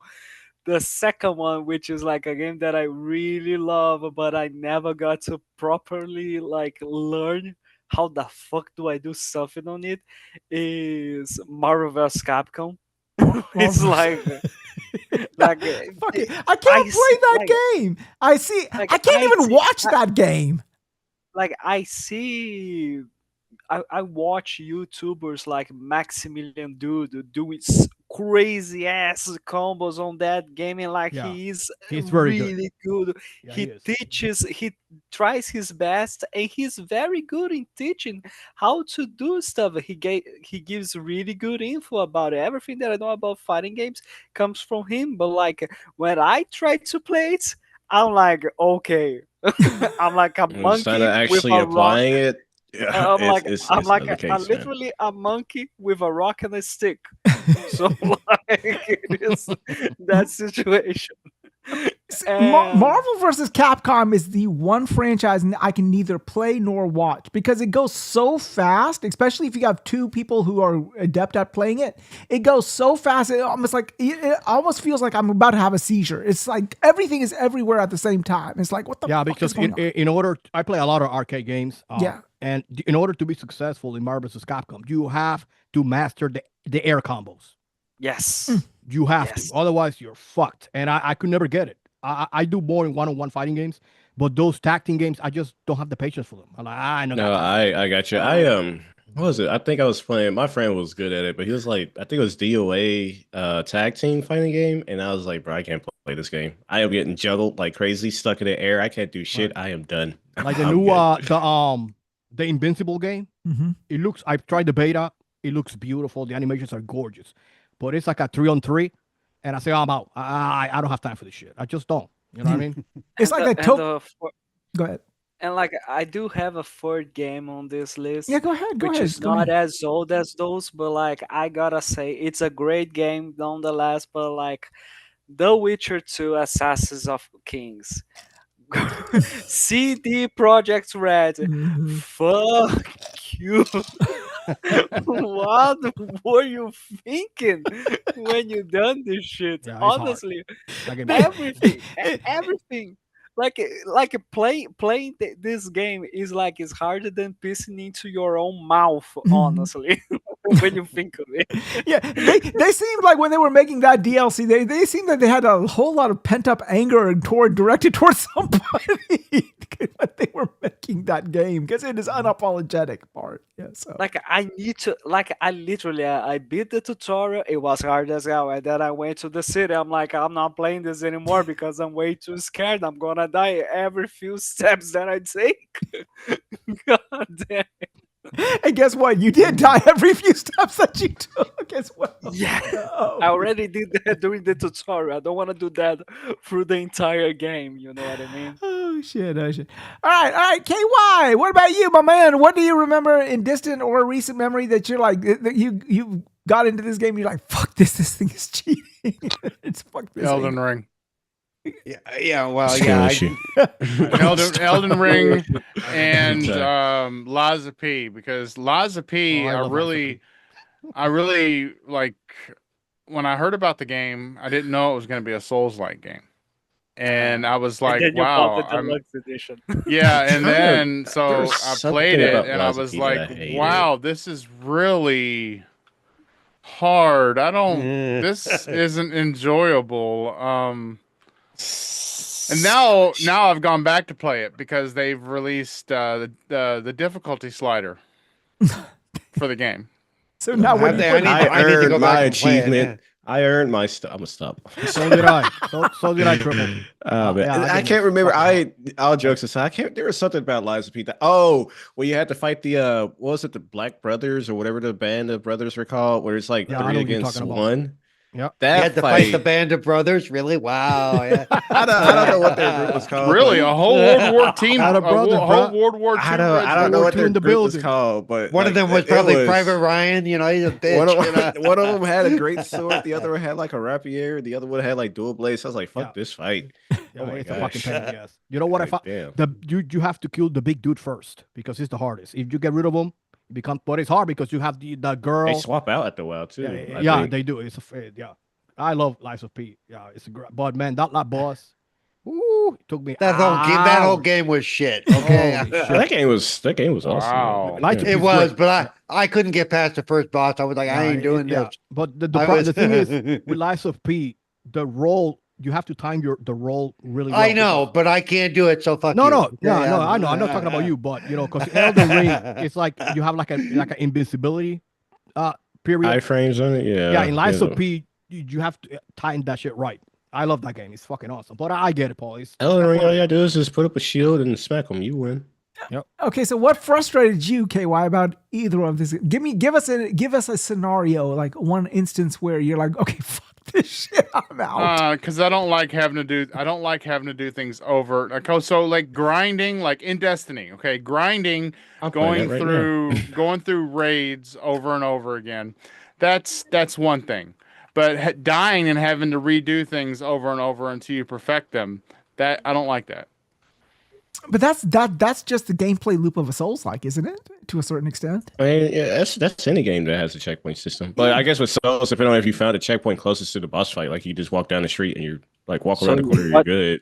Paul knows when to some quit. games, like but after a while, after a while, doing the same boss, 5, 6, 12. I know it'll definitely get draining. Don't get me. I know. Sekiro, there's the final boss, multiple final bosses, but one of the final bosses, I was stuck on that boss for probably like a good 6-7 hours. Just die. And the sucky thing about that one too is like the healing system, and that one you have to like kind of sort of go out and farm to get extra. So after getting my ass kicked enough times, I have to go out, farm all my HP back up again, and come back in and get my ass beat, farm some more. And I was like, God damn, this game. I love it, but God damn, I'm getting destroyed. Oh, man. Okay, so it's sort of on this topic a little bit. Which boss have you played in recent or distant memories? And it can be any time in your whole existence that you had to literally put the controller down, walk the fuck away, or in Cerebral's case, roll the fuck away from the TV and say, I need a breather. I need to breathe because I'm going to break something if I don't. I'll tell you mine. It was Punch-Out, and it was Soda Popinski. The NES Punch-Out. It was I remember this guy. I got to Soda Popinski, and like he was this big purple guy, and he scared the crap out of me. And he kept basically handing me my ass on a silver platter. I had to literally it took me 3 days to basically figure out how to beat Soda Popinski back in the day. And I literally had to put my controller down and walk the fuck away. So, that is mine. So let me go ahead and start with you. Let me start in the other order. KY, let me start with you. Oh God, the game that I wanted to pull my hair out with. The boss character. Any Souls type game. No. Give me a specific. You have to be a specific boss character you were playing, and you're like, "Fuck this bitch!" Like, you literally say, "Okay, I gotta put this shit down. I'm walking away and touching grass," as you famously say. I can't really bring any to mind right now. What about you as a kid? I don't know. Koopa? Okay, go ahead. Why Koopa? Tell us which Koopa God. King. Come on now. He's a Koopa. That's Do not judge the guy. Choice, Koopa King was hard. That's an interesting choice. Koopa King. Go ahead. Which one? What Mario? Yes. The first one. The first 1-1, is that the one that was like first castles Koopa King or what? Level 8's Koopa King? No, level 8's. Oh, okay. Was it getting to him that was the problem? You've got to go through that long castle to get there, right? The pattern, yes. Mm-hmm. And if you die, don't you have to start over at the beginning of the castle? No. If you get to a certain point, they put you halfway. Yeah, but you have to get to that certain point. Yes. Yeah, I mean, that's called a checkpoint. Yeah. So what, KY, you just couldn't figure out the maze or what? Like, what the hell, man? I just thought it was overly complicated, unnecessary. So what is your profession now? Right. What do you mean it's overcomplicated? That's what I'm saying. What do you do for a living? And you thought the Koopa King maze was complicated? Fuck. Hey, you got dudes that are like, I can make 20 different cars, but bacon is hard as shit, No, he's right, because it's a maze and you have to hit a certain pipe and you have to go up and down, and then you have the dudes that throw the hammers at you, and then the last Koopa throws like a fucking bajillion hammers, and the fire. Man, And I'm he does it hearing this really quick. stories like this. And what was that Mario Maker maps that I've seen people put together? Oh Like, my god, yeah, Mario Maker. Ah. So I see it now. KY worries more about whether his rig can play it, but he doesn't care about whether he can play it or not. I've been playing a game the whole time I've been on this show. There you go. What is it? Barbie's Dream House? The Last Caretaker. my friend was I mean, playing that if you earlier, thought- I think. If you Okay, thought for that Mario, the first Mario, then the original Mario was difficult, you need to play then Kaizo Mario to see what's hard then. My favorite Mario was Super Mario Brothers 2. I thought it. I liked the formula of 2, and a lot of people didn't. You mean the one I where he like the fought formula. Wart? That's the only one I like. The one that with Wart? Yeah, they did my boy Wart wrong. They never brought him back. Poor guy. You know, they brought all of the other underlings, the little 3-headed snake, the pause, the mouse, wow. everything. Yeah, the shy guys, but they never brought Wart back. So kind of weird. But anyhow, all right, let me go to you next, Cerebral. What main boss do you remember in distant or recent memory that you're like, okay, I gotta leave before I put a hole in the screen?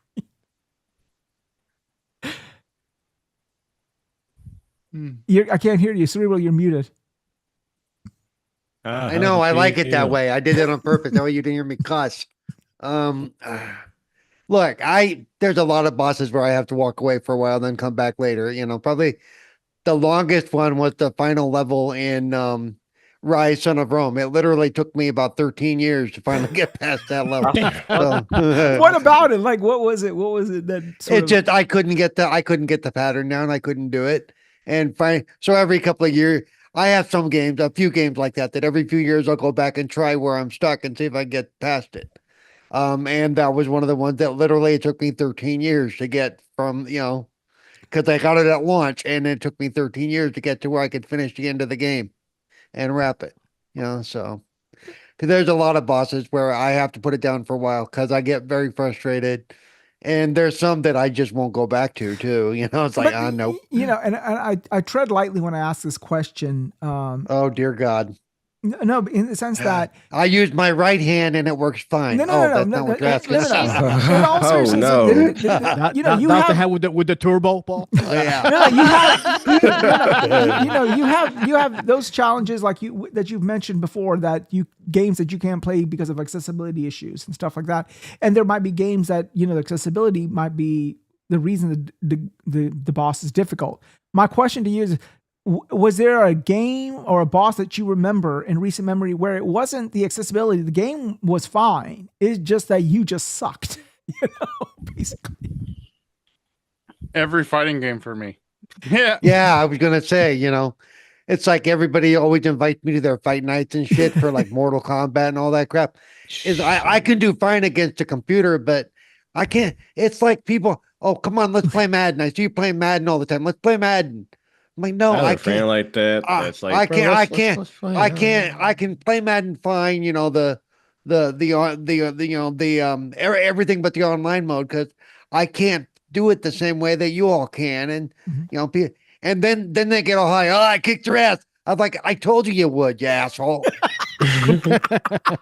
Yeah, Motherfucker. I feel that there's I don't know if I'll be able to make it because we might have a snowstorm, but like my friend was telling me that there's a Smash Bros tournament that happened near his area closer to Chicago. He was like, you should come up here and play. I'm just like, I don't know, I'm gonna get my ass beat. He's like, I'll come over here and have a good time. I was like, oh, okay. Yeah, I'll drive 2.5 hours to get my ass beat. Let's do it. Yeah. All right, we'll move to you next, Ripple. What boss do you remember in recent or distant memory that you just, memory. Yeah, you're just like, fuck this, I'm gonna just. And again, it's got to be something that it can't be the game mechanics. It's got to be mechanics were fine. You just sucked. Skill issue. Yeah. Going back to Sekiro, I managed to beat the final boss. Well, like I said, there's multiple final bosses. Ishin was one of them. There is a secret boss, not a secret boss per se, but like just a boss you don't have to fight to finish the game. I think it was called the Demon of Hatred, and I'm gonna have to look at my trophies, but I'm pretty sure I beat the game, the beat one of the endings, and it took me about 2-3 years to beat the Demon of Hatred. Like I remember fighting it, get my ass beat. I was like, I will play this another time, and that another time came like 3 years later, and I was like, all right, let's try it this time. And I was still getting body until I muscled through it and eventually won. But that fight was kicking my ass like over years. So. Okay, And it's always that when you're like one hit away, one hit it's away. it's always the last fucking hit. It's Oh my like, shit. god! I swear, it's like I tell myself, "All right, play this like you're always on your last health." I was like, "Okay, we're for real on our last health this time." And I guess a bonus answer. I don't know if anyone played, but Halo 5, Legendary mode, Warden Eternal, where it's 3 of them in one room at the same time. And I was doing it solo, so my allies, my teammates were ass. They were just there to be bullet shields for me. And you kill one of them. I think it's either you kill one or you kill two. And then they spawn these insta-kill turrets that if you're on Legendary, those things will shred you if you're out for like a second. That thing had me fighting for hours. And I'm pretty sure I had to step away because I was about to destroy my Xbox because that was the most. You already had to fight the dude like 4 or 5 times in the campaign, and then they toss them at you again. There's 3 of them in a room together. I was like, bro, what the actual fuck is this? Like, and then I had a friend of mine. Was like, it wasn't that bad. I was like, shut up, fuck off, dude. Like, come on. Wasn't that bad. Oh my gosh. Oh shit. Okay, so question to anybody who wants to answer this. Say for example, okay, you didn't answer your own question. What was the question? What boss where you had trouble fighting in? It wasn't because the game was hard. It says you suck. Yeah, Wize. Don't try to avoid the question. No, I said it in the beginning. It was Soda Popinski. It was like I couldn't pass the pitch at all. Like I was so pissed. I was like, literally, you guys are complaining about Mike Tyson. This shit preceded fucking Mike Tyson to me. It was like this purple ass, big ass, lunky ass motherfucker couldn't beat the man. You know. You want me to answer the question since I wasn't here? Yes, go ahead. Okay, mine is Pong. No, just kidding. Had to throw that fucking paddle down, man. He keeps going up, then he keeps going down. What am I supposed to do? Die! Why don't you die? No, okay. Like to me, it was the goddamn dragon boss from Cuphead. Oh, yes. Oh, fuck. Horrendous. Cuphead is fucking hard. For me, all of Cuphead is horrendous. See, as beautiful as it is, I'm like, nope. Beautiful. Nope. I love What Cuphead. game is it? Beautiful game, Cuphead. And Cuphead. Oh, I'm yeah. actually looking forward to their next game because they said it's a little slower and but it's got that same basic graphical, that animation style that I love. Mm-hmm. Yeah, so do I. It will be named Mugman. That's it. Yeah. No, that devil boss fight had me going for a while there. Yeah. Cuphead is one of those games that you love. I just love.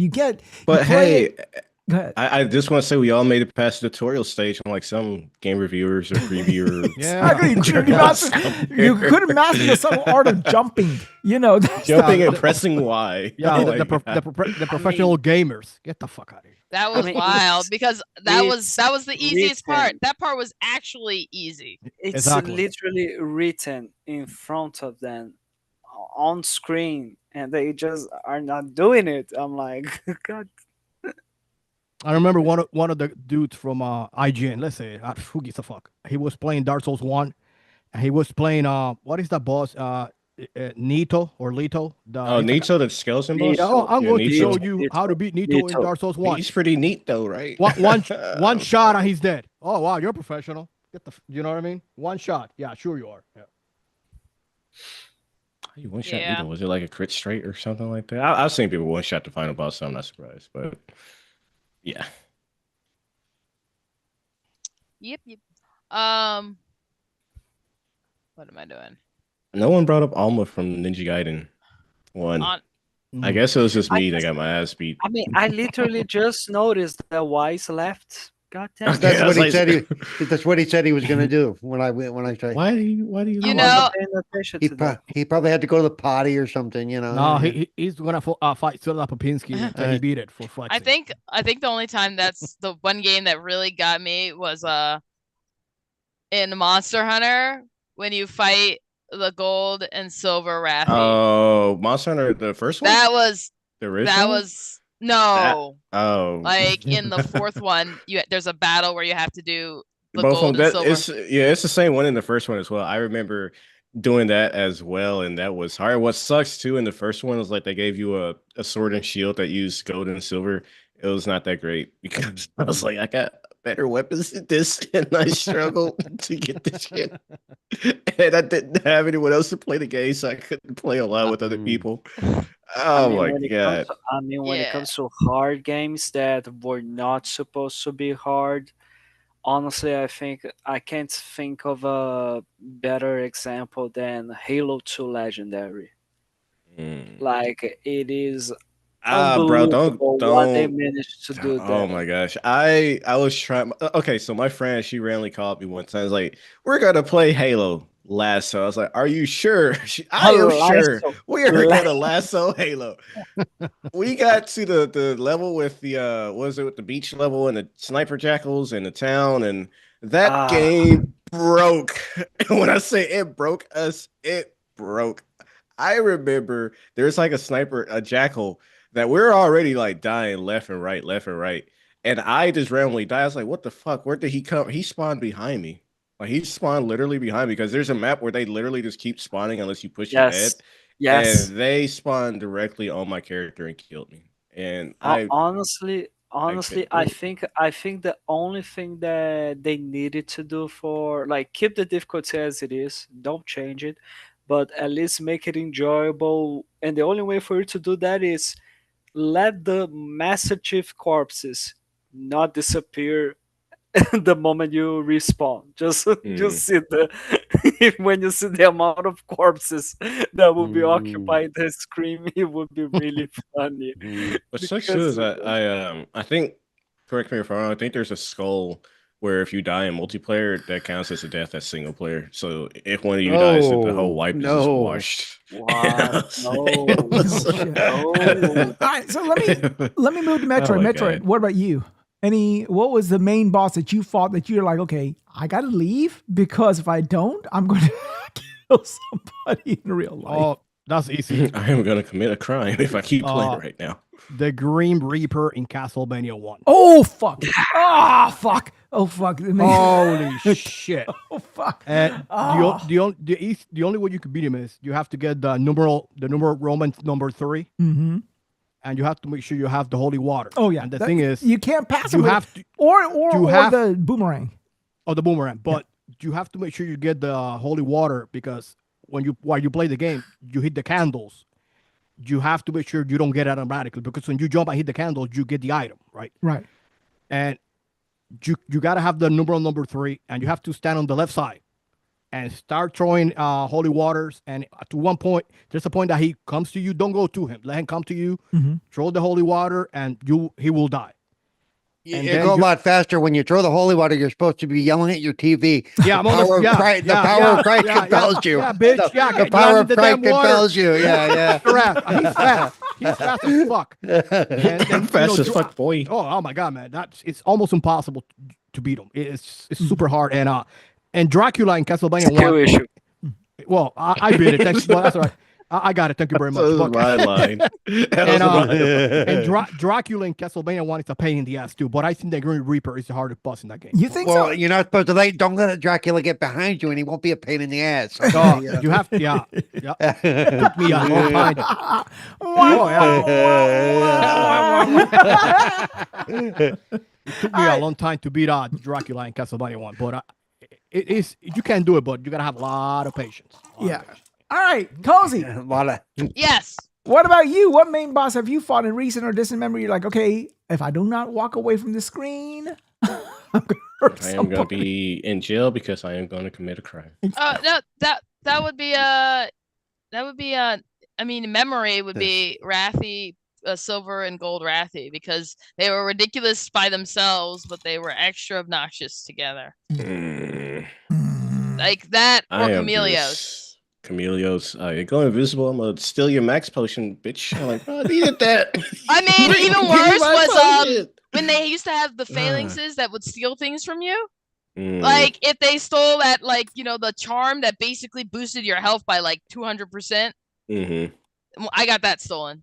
Oh, I'm trying to remember. Oh There my was a God. fight where there's like 2 regimes. I don't know if it was Furious or Senate regimes. That is Screw that. Screw that. yeah. Also, Monster the first time Davison. you fight, the first one where they have you fight Elatrion.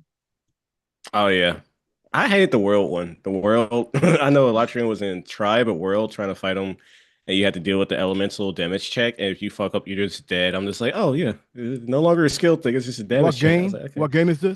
Monster Hunter. So Monster Hunter. we bounced between like was it 4 different Monster Hunter series to try one for Elatrion, but then there was World for it as well. And Also G rank. I forgot G rank Kurapeka. Because it always called Devilja. Oh yeah. I'll give you. You thought you were fighting a low rank monster, but it's the final boss bitch. It would always call Devilja, except for this one time. It could also call the Malinxes, and it would call them, and the ones that would steal stuff from you would call those. And that was not a fun time. Monster Hunter has its moments of just kicking your ass and make you not want to play the game. I'll take one from the really old time. I know Metroid probably remembers it because he played it, but I don't think any of you guys would have played it. But in Final Fantasy II, the Mangus sisters. Do you remember the 3 Mangus sisters? There was like a heavyset, the skinny girl, and then the one in the middle. There was like a really short one, the one in the middle, and then the really heavyset one. The heavyset one would heal everybody. The one in the middle would do the attack. That's Final Fantasy. That's Final Fantasy 4 Wize. Yeah, Final Fantasy 2, right? Well, which is the one in America. Yeah, I remember. You have to kill the one that heals. Kill her as fast as you can. And that whole sequence with the caller, because I forgot her name. But like then you had to Lydia, and then you had to go kill. You had to go fight Ashura, and you had to find Leviathan as well. That whole sequence was a fucking pain in the ass. Hey, yes, that was like, it was brutal. That whole sequence was crazy, man. The whole sequence was crazy, man. But yeah, it was the cray cray. All right, let's go to the longest boss it ever took. The longest a boss ever took you. Okay, the longest. 13 years. Okay. No, it's got to be one boss. It's got to be a boss. One boss, one guy, one character. Okay, I'll go. Octopath Traveler. This is a recent game. Octopath Traveler, the main boss, took me, and I kid you not, 2 straight hours fighting him. 2 hours, and it was. It was a 2 fucking hours. Yeah. I beat him. I dropped the controller. I jumped up and I started screaming. My wife was sitting next to me and she was like, are you okay? So yeah, she was like, okay. And then she just looked, I said, I beat him. And then she just shook her head and walked up. She's like, I'm going to bed. I said, okay. I mean, either that or she was grabbing your medicines because goddamn. All right, let me go to Cozy. What was one boss character or whatever character that took you the longest to kill, and how long it took you? That would probably be the Cetus and Monster Hunter. How long? Oh yeah. Honestly, probably 49 minutes. Oh, that's like the last second. 49 minutes. 49 minutes and 23 seconds. Oh no, because you only have 50 minutes.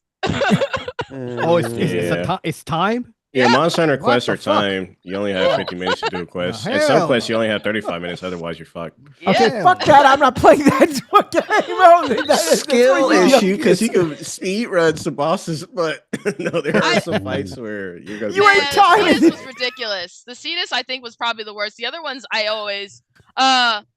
what's the dragon from older games that they would always... Daedalus? Lao Shang? Or Lao whatever. Shalong? Yeah, Lao Shalong. That one, you always just had to at least repel it, but I still could never kill it. I'd always just repel it. I think you could kill in the first one, but no, it was one of those fights where you either repel or you do enough damage. And it took like 50 minutes to repel it. Mm-hmm. Cool. All right. What about you, Triple? Man, I'm drawing a hard blank.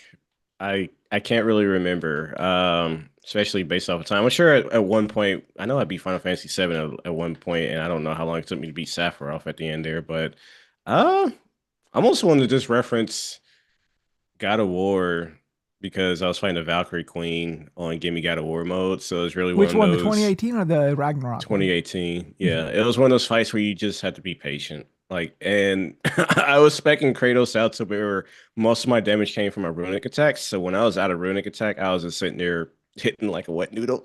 I'm just dodging attacks. How long did And she she would take have you? I couldn't even put it into time. Like I just know it was one of those, it made me sweat to where any fuck up was you're starting over, my guy. And I was like, oh nice, yeah, yeah. So, but yeah, The no. Valkyrie Queen in the 2018 is no fucking joke. That is not a joke. Oh, no, she is takes not a push. She takes all the attacks. I didn't fight the Valkyrie, and actually I don't think I beat her in Ragnarok because I remember fighting her, one of the Valkyrie survivors. I was like, oh, I'll take her. She ain't no problem. She slapped my ass. I was like, I will see you next time. I'm gonna go play the rest of the game No more now. questions. Okay. But you know, the Valkyrie Queen, what sucked too is that playing it on God of War mode, she would do this like almost would say like half a screen wipe. But if she would like stand in the center of the map, you're just fucked. There is no safe spot if she positioned herself right. So it was just one of those like, well, I guess I'll just die. To me, the Valkyrie Queen is one of those bosses that you're going to die. It just so happens that you go into her enough that you generate basically a plan of attack that's in easier sequence than the prior plan of attacks. It's like the game has to let you win, in my opinion, with the Valkyrie Queen, as opposed to you actually beating the Valkyrie Queen at the best of difficulty, you know? I fought her like crazy, and I think I eventually beat her. It was because I think it was like a glitch in the game, and I'm like, well, fuck, a win is a win is a win. I'm taking this shit. Take advantage of that. As I was over that game.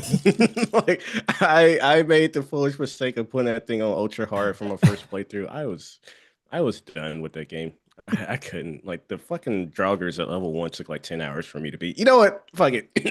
I replaced the Valkyrie Queen with them. I was stuck on that fight, the very first fight of the game. Which for one? Hours. Which one? The first Draugr fight in the game. Playing them on Gimme God of War mode was no joke.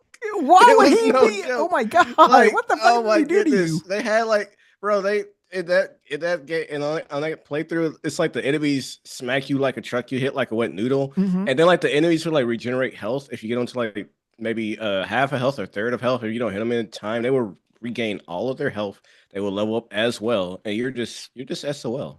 And so after you spent like the last 10-20 minutes trying to kill one basic enemy. And then there's like, haha, this is my final form this time. He's like, what? And they just heal and just fuck you up some more. I was like, you know what? I was stuck there for a long time. And that's why I told my friend, like, you know what? I kind of wish I didn't do that because it kind of ruined my enjoyment of the game. But it was still a good game. But goddamn, I learned my lesson. I will play on normal or hard, not ultra hard. No more God of War for me. I'm good. All right, Cerebral, what about you? What was a main boss that took, or a boss character, or even a regular character that took you the longest time to beat? All of the above. I don't know. A lot of the usually boss characters, even if I do beat them, they take me anywhere from 40 minutes to a couple hours, depending on.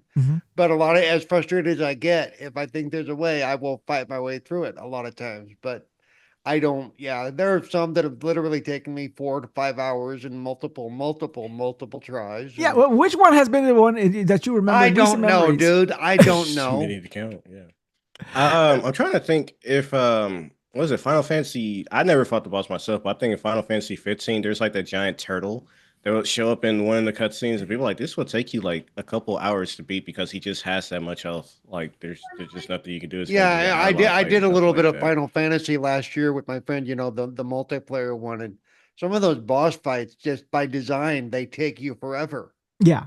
I mean, it's like, holy crap, dude. Yeah, but as you said, they're by design. Like I remember in Final Fantasy VII, the Omega and the Ruby weapon is deliberately meant for that. The King Slime and in Dragon Warrior also has the same. Well, at least with the one that with the whatever one it is that's multiplayer, that you know, that is, and you can't pause that. You can't step away. You can't give yourself a break. No. You got to sit there until But your give us hands a are ready to name. fall off. D487 says, give us I a don't name. remember. I don't, dude. Don't. Okay, all right. KY, what about you? Montaro in Mortal Kombat. The original Mortal Kombat? Was that It's like 9 Mortal Kombat or- 2. That's Mortal Kombat Yes, 2. Yeah. it was 2. Kentaro was 3. Yeah. Okay. So what about you frustrated him? Like when you first fought him, what happened? When like tell us, like You put couldn't us jump into- over the bastard. Yeah, 'cause he fucking he grabs you. You're in my Yes. corner now, and you're not getting out. I was like, well, I shit, mean, he okay. would like pinch you into a corner. It took me weeks to beat that fucker. I remember when I first fought him in the arcade. I'm like, he's a fucking horse. How the fuck am I supposed to kill a fucking horse? You know, it was bad enough with Goro had 3 fucking arms. This bitch is a horse. You know, so like, and Right? he took up the whole screen. You're like, what the fuck am I supposed to do here? You know, if this bitch gallops, But I'm yeah. done for. You know, so. Yeah. All right. But that's the story of my life. I love fighting games, but I suck at them. Man, did you ever play? You play Tekken 7 at all? No, I haven't played Tekken 3 was the last one I played. Okay, yeah, Tekken 7 was the last one I beat, the story wise, and that one had the Akuma crossover event. Man, that fight was, you had to fight for your life. I'm trying to remember the order of sequence. I think you were playing as Heihachi at one point. I think you probably swapped over to Kazuya. But man, after you beat the fight between those two, Akuma shows up, and this man is pulling out all the stops, bringing the speaking Shoryukens of- and the Hadokens, and bro, it's just like body. And I think they gave you Kazuya his demon form to try to help you out. He was destroying me. I was like, bro, I can't do this. But you know, you talk about Akuma, right? I remember what was the first Street Fighter he was in. Remember, he comes in like he beats. I think he either beats Bison or Sagat with one punch, and then you have to fight him. He just shows up immediately, like in a random fight. Which one was it? 2 Alpha or was it? Which one was it? I think it's Alpha, if I'm not mistaken. Yeah.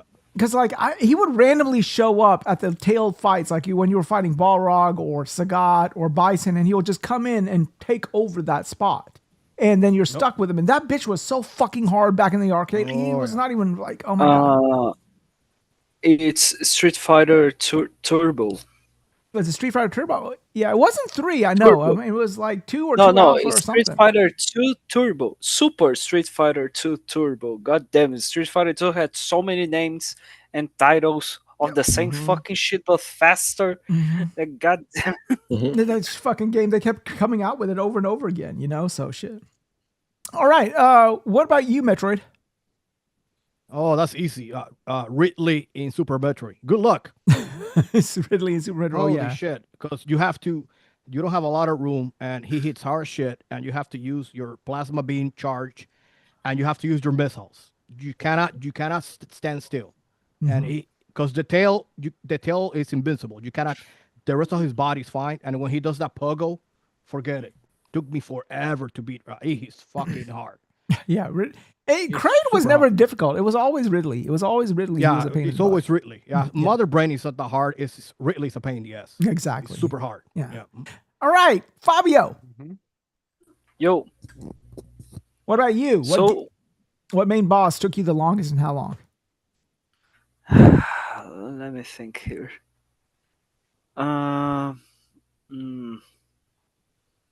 That's a hard one, actually. You've had all the time we were talking to figure this out, and you're like the guy who stands in line at McDonald's and waits till he's up there to go. Let me get I mean, I'm sorry. I'm sorry if I was paying attention to every one of you assholes about your thing. Okay. Oh, I gotta be the asshole. I get looped in with the group. Okay. Every single one of you assholes and triple, of course. He's an extra special asshole. He stands out. Don't say it like that. Don't do that. Oh man, to me it wasn't a specific boss, but it was actually like a level, which was Batman Arkham Cities, like it was a level of Batman Arkham Cities where you are like the final confrontation again in Joker's lair. Mm-hmm. That From was that a bitch fight. That's a Oh, yeah. where bitch like fight. there's so many enemies, so many different mechanics you have to remember, and like every single one of them is trying to punch you at the same time. I died over and over and over and over. Like I can definitely tell you, like it took me like 2 days, 2 or 3 days to finally okay, I beat this shit. And once I finally beat it, I'm like, okay, game's done, right? There's nothing more fun. There's nothing else. That's it. You're the ultimate G, right, Fabio? You're the man, right? That's the start. That's the story. I was hoping for a final cutscene, but it didn't happen. Well, who cares? That's how it went. I'm sure I didn't miss anything special. Just Rachel Good die. Hugo Strange destroy Arkham City. The Joker die. But who cares, right? All right. Now, let me go to the next topic.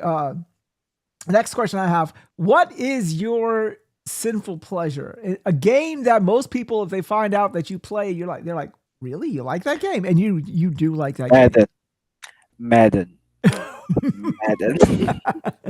Madden. Madden. All right, I'll go first. Star Tropics. People were like, people look at it and they're like, well, you want to play a game, little boys?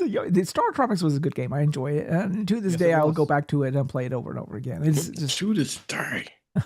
Yeah, but yeah, that is my go-to there. Let me start with KY on this one. What is your guilty pleasure? What game that you like to play and the world be damned? State of Decay 2. I've got 17 days worth of time in it. Holy 17 shit. days. That's a lot, KY. Oh Respect. my God.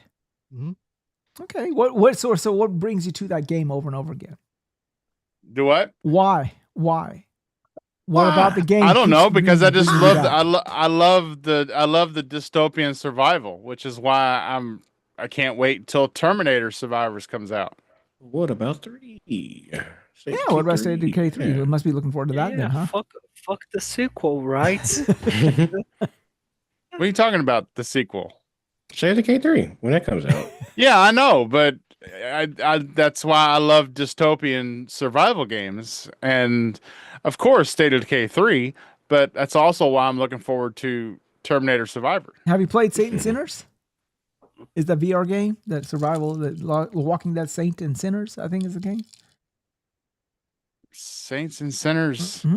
It's a Walking Dead title. Yeah, it's actually really good. Oh yes, I've played it. Okay, so Yeah, I've played the Walking Dead game. okay. I heard it's good things about it. I heard that like of all of the Walking Dead and especially the VR games, it's a really good one. So looking forward to playing it. So, all right. What about you, Cerebral? What is that's not the hold on. That's not the same as the I played the Walking Dead game that's not VR. Yeah, there is actually a Walking Dead VR game that Oh yeah. Okay, well I'll have to wait until I get my Steam frame. Okay. When I get my Steam frame, I'll play it. Oh, I thought you already had I thought you had a Meta Quest 3 or something. I don't know why I thought you had one. So. No. Okay, cool. All right, Cerebral, what about you? Other than solitaire, what is your guilty pleasure? Dude, I don't know. I really, because when people get critical of the games I play, I don't care. It's like, just give us one that you know that is not a generally well received or not a game that people would expect somebody like you to play. Peppa Pig. I don't know. Oh, seriously? You play Peppa Pig? You play Peppa Pig? That was surprising. That's so. What brings you back to Peppa? I Dude. never would have figured. There are times when I like late at night and stuff, and there's something on Game Pass. I'll just grab it and just kind of look at it, and I'm sure And there's so- been signs, guys. We just didn't catch on to it. Okay, no. Okay, so what? Okay, so let's talk about solitaire. What brings you back to solitaire over and over again? I mean, there's so many other games out there. Like solitaire is like I told you, I'm dead serious. Reward Solitaire points. is fun. Reward points. I'm dead serious. Dude, it's comfort food. Oh yeah. Solitaire is that game that you could depend on when you're at your grandparents' house. and you literally been If playing solitaire. I solitaire. know someone else. Hey, or something. I've been playing I don't know. solitaire since long before it was on Minesweeper, Free Cell. Oh, long before it was on computer. I learned how to play solitaire. I was playing, so it's like it's just one of those things. It's you throw it up there, you play a couple of hands, and boom, you're done. Or Okay. Cool beans. Okay. What about you? What about you, Triple? What is your guilty pleasure, if you will? Bro, y'all should already know.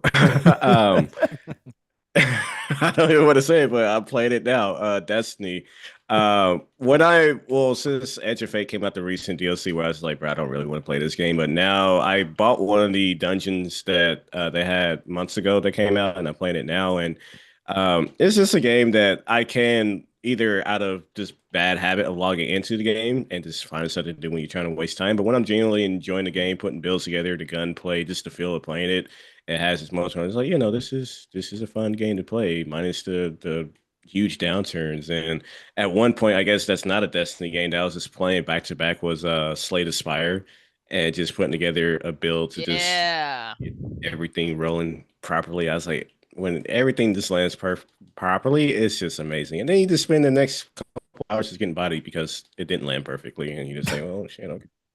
So, all right, Cozy, yours is going to be interesting because you do play a lot of eccentric games that we are not accustomed to hearing about. So, what would be your guilty pleasure? Like a game that people will be like, okay, wow, I don't even know why. I mean, I would be surprised that Cozy's playing a game like that. Probably because I don't play games like that. Like I have guilty pleasures, but all my guilty pleasures are like, the basic Sims, Minesweeper. Okay, let's go to Minesweeper. Okay, Minesweeper is a good one. Why? Of all the games that you have access to, what brings you back to Minesweeper over and over again? It's a good mental exercise, especially if you put it on like custom settings where you can just make it really big. I have never played Minesweeper before. So you like the mental challenge of it? It's like a puzzle game. It's sort of something. Yeah. Okay. Cool. So explain Minesweeper to me, because like I said, I have never. Basically, there are a certain set amount of mines on the field, and you will select. Have to sweep them. You have to, yes. Basically, so the way it works is each square, if it's not a mine, it'll have a number, and each number will correspond to that's how many mines are in the touching squares. So then you have to figure out which ones are mine. So you learn to recognize patterns and be like, like, okay, those all have to be mines, or none of these can be mines. And then you just branch out from there.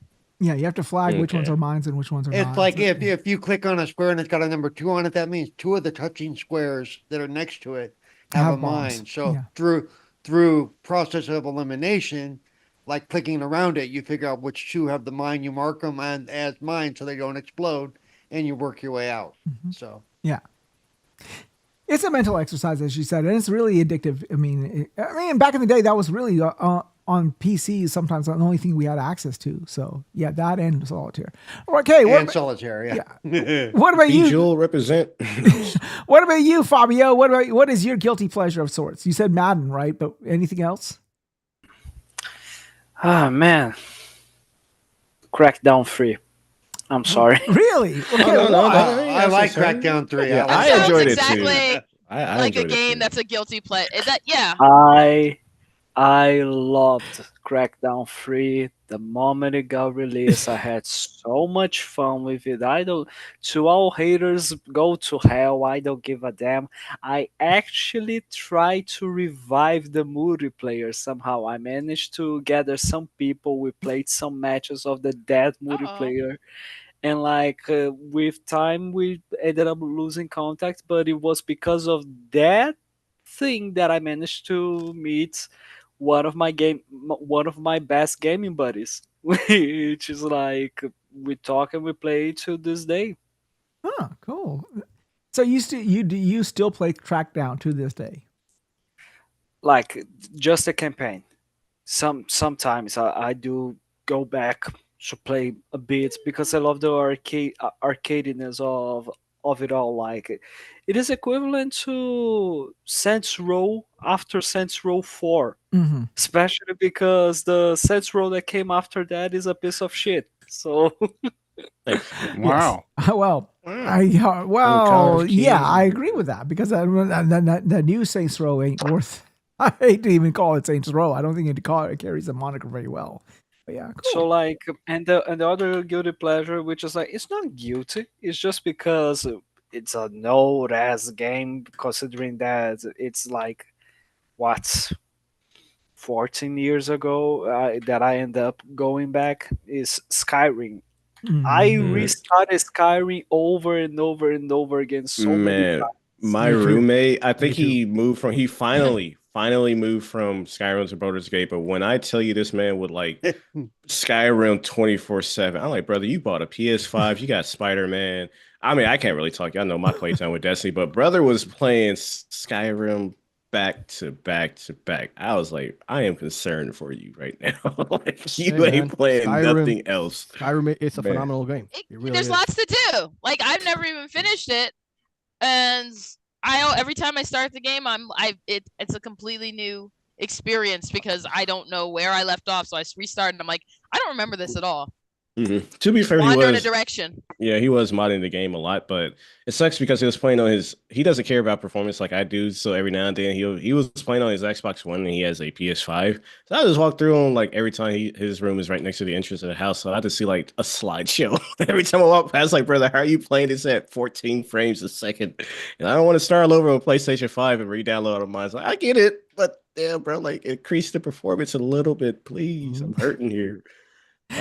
All right. Okay. Next, Metroid. What's your guilty pleasure? Oh, that's easy. Yeah, it's Returnal. You know, No, but Returnal is a good game. I mean, like we know you like Returnal, but give us something that you know, like it's something just- out of left field that just- we would not expect a Metroid to be playing. oh man. To be honest, I play a lot of retro games. FIFA. Oh, FIFA is good. I mean, it's definitely Super Metroid. I still play Super Metroid. To me, is still the best Metroid ever made. That game is perfect. It has the best map. Better than has the Symphony best of the pace. Night? I love Symphony of the Those two, Oh, you won't get an my argument from me. Symphony of the Night is, oh yeah, to me, Super Metroid is better, in my opinion. It's just the atmosphere, the pace of the game, the map. I love Symphony of the Night. Don't get me wrong, but to me, it's Super Metroid. To me, is still close to as a perfect game as you can get. Obviously, no game is perfect, right? That game is timeless, man. You know, in my opinion. Yogi says, check Cozy's playtime for Starfield. I'm currently in second of my friend list in the game, and Cozy is first. So apparently, Cozy, you're playing a whole boatload of Starfield. Apparently. And how many sandwiches you collected through your playthrough? So hear me out. Hear me out. It's You got because- receipts. You got No. somebody in the chat No. showing your receipts, darling. No, it's actually because of how I play games. Like for example, you'll see I play Outer Worlds the same way. I just wander around. I just very much wander around. I don't necessarily go do objectives very quickly. I just like wander around. Starfield though, it got me to do something I don't normally do in games, which is take pictures. Like I was literally just going off and spending hours upon hours taking pictures. I thought maybe you were going back to listen to the cutscenes and stuff. Doesn't have any cutscenes. I don't think it has cutscenes. It has forced dialogue, but yeah, I mean, like, same difference. As we said, you can read faster than you can skip it. Okay. All right. So let me go on. Let's pivot to the next one. What game mechanic do you feel deserves a painful death? Like, what game mechanic are you either happy that people don't normally do anymore or wish would die a miserable death? Mechanic. Yes. Or Mechanic in a design game. decision? Any game. I'll go first. Okay. And I'm very fucking happy that it is sort of, I don't know if I'm happy, but I'm sort of glad that this is becoming massively diminished. With RPGs back in the day, you had to grind. You had to go around, walk around each town. Take and two level steps it. forward, and now you got to fight. And I was like, damn it, Yeah. I just want to go to the objective. Fuck you. Right. And Two so- more steps. Now there's a fight. And so right now they've developed it in such a way that in the normal playthrough, you can level it up to the point where the game, if you fight every battle that the game throws at you in a normal sequence, you will be leveling to the level that the game wants you to be moving at, as opposed to, you know, forcing a higher level or whatever. So, I mean, I'm sort of happy in a way it's doing that, because it does bring in more people into the turn-based RPG mechanic. Because that is I would say if you are not a turn-based guy, that is the worst part of turn-based RPGs is the grinding that the old school games used to have. And yeah, a lot of people did not like it. I mean, I still to this day enjoy it. I mean, it's just what we did. That's how we grew up with back in the NES and Super NES days. But I mean, I do understand why they're sort of minimizing it. So I'm actually quite happy that they're getting rid of it, or they're trying to minimize the amount of grinding that you may have to do. So yeah, let me go ahead and go to Cozy. What mechanic do you wish dies a miserable death, or wish You already know. has already died? Oh, here we go. You already know. Cutscenes. No, not cutscenes. I think cutscenes are great for people who enjoy them. All right, fair. Unskippable cutscenes. Unskippable Oh. cutscenes. I thought you were That's gonna good. say games with like false narrative decisions that really don't mean shit in the end of Oh, the game. whew, it's a whole Oh. bunch of those. You know can what? usually That might be tell very those good. kind of games because those are the kind of games that have copious cutscenes. Yes. But no. I think my biggest one would probably just be unskippable cutscenes. I'm not like, oh, we should get rid of all cutscenes. I'm very much like, I want to actually just play the game. That's fair. Slow walking segments. Oh, what you mean on like playing Gears of Oh, War yeah. 1 where you have to listen to the comms Oh, and where walk you got ever so where you gotta slowly follow and- where you gotta follow the guy. Yeah, We were it's just like, walking oh. slow. Oh yes. my! I hate slow Let me tell walking you about the segments. story of my people. I'm like, can I just get to the story, please? Exactly. And you can't skip that shit. Oh, no. Oh yeah, that I hate that too. I got to support you on that one. Slow walking segments are a pain in the ass. Oh yeah. All right. What about you, Triple? I'm a cheat and go with two of them. Missions where I know collectathons and stuff like that, but missions where you like search this environment, you will find the item. Just like I really don't want to search this wide area and just hope that I stumble across what I need. Destiny does that with some of its missions. Some other RPG open world games do that when you like just walk in this area and hope you find the item you need.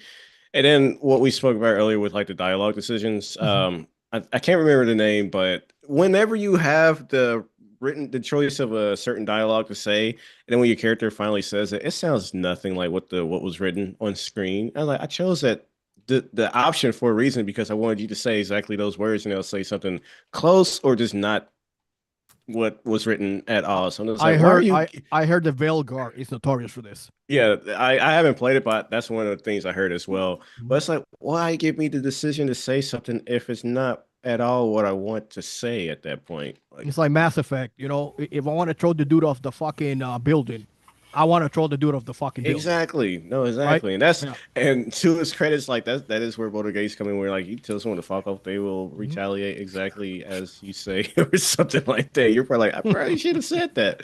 But it's nice to know if I say this, like, no, they will Or react the way you're sometimes, so expecting. what I don't like, sometimes the way they're worded, you know, you think, okay, this is a good answer, and it does the exact opposite, and it fucks you over, and you're like, no. It looks like it looks like a nice answer, and it ends up you just told him to go fuck himself. No. I think that's one of the reasons New Vegas and Fallout 3 are so good, because you know whatever you choose, that's what you're gonna get, right? Yeah. And a lot of games today don't do that. Like Fallout 3 was crazy. Some of the choices, man. We need to get back to that. You need to give the players some choices and consequences. Don't fucking mask it. I don't know why they're doing that. It makes no sense. No, exactly. Well, I gotta say, it does keep you on your toes. I will say yeah, that. for sure. Yeah. Okay, so Cerebral, let me go to you next. What play mechanic do you wish dies a miserable death or has already died a miserable death? I don't know. I don't care. Why you ask these questions? I really don't.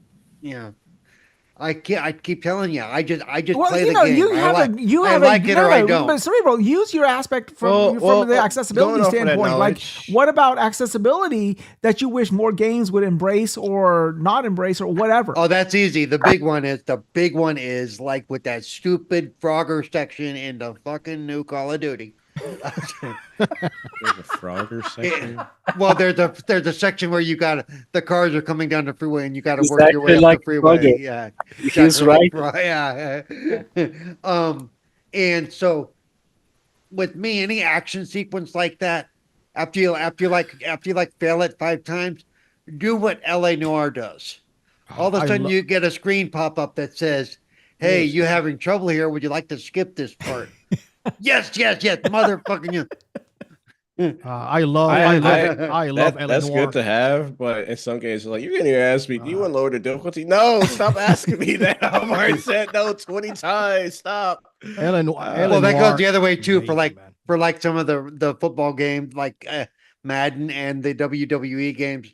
If you keep winning, they'll go, "You're kicking butt. You keep winning. Do you want to raise the difficulty?" If I wanted to raise the difficulty, I would I would've- raise the difficulty. Okay. All right. Okay. What about you, Fabio? What game mechanic has already died a miserable death or should die a miserable death going forward?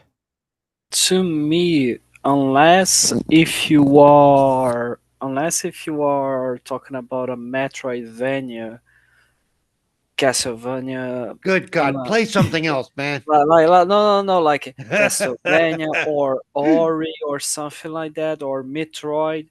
Like, unless you are talking about a Metroidvania, I really fucking hate backtracking.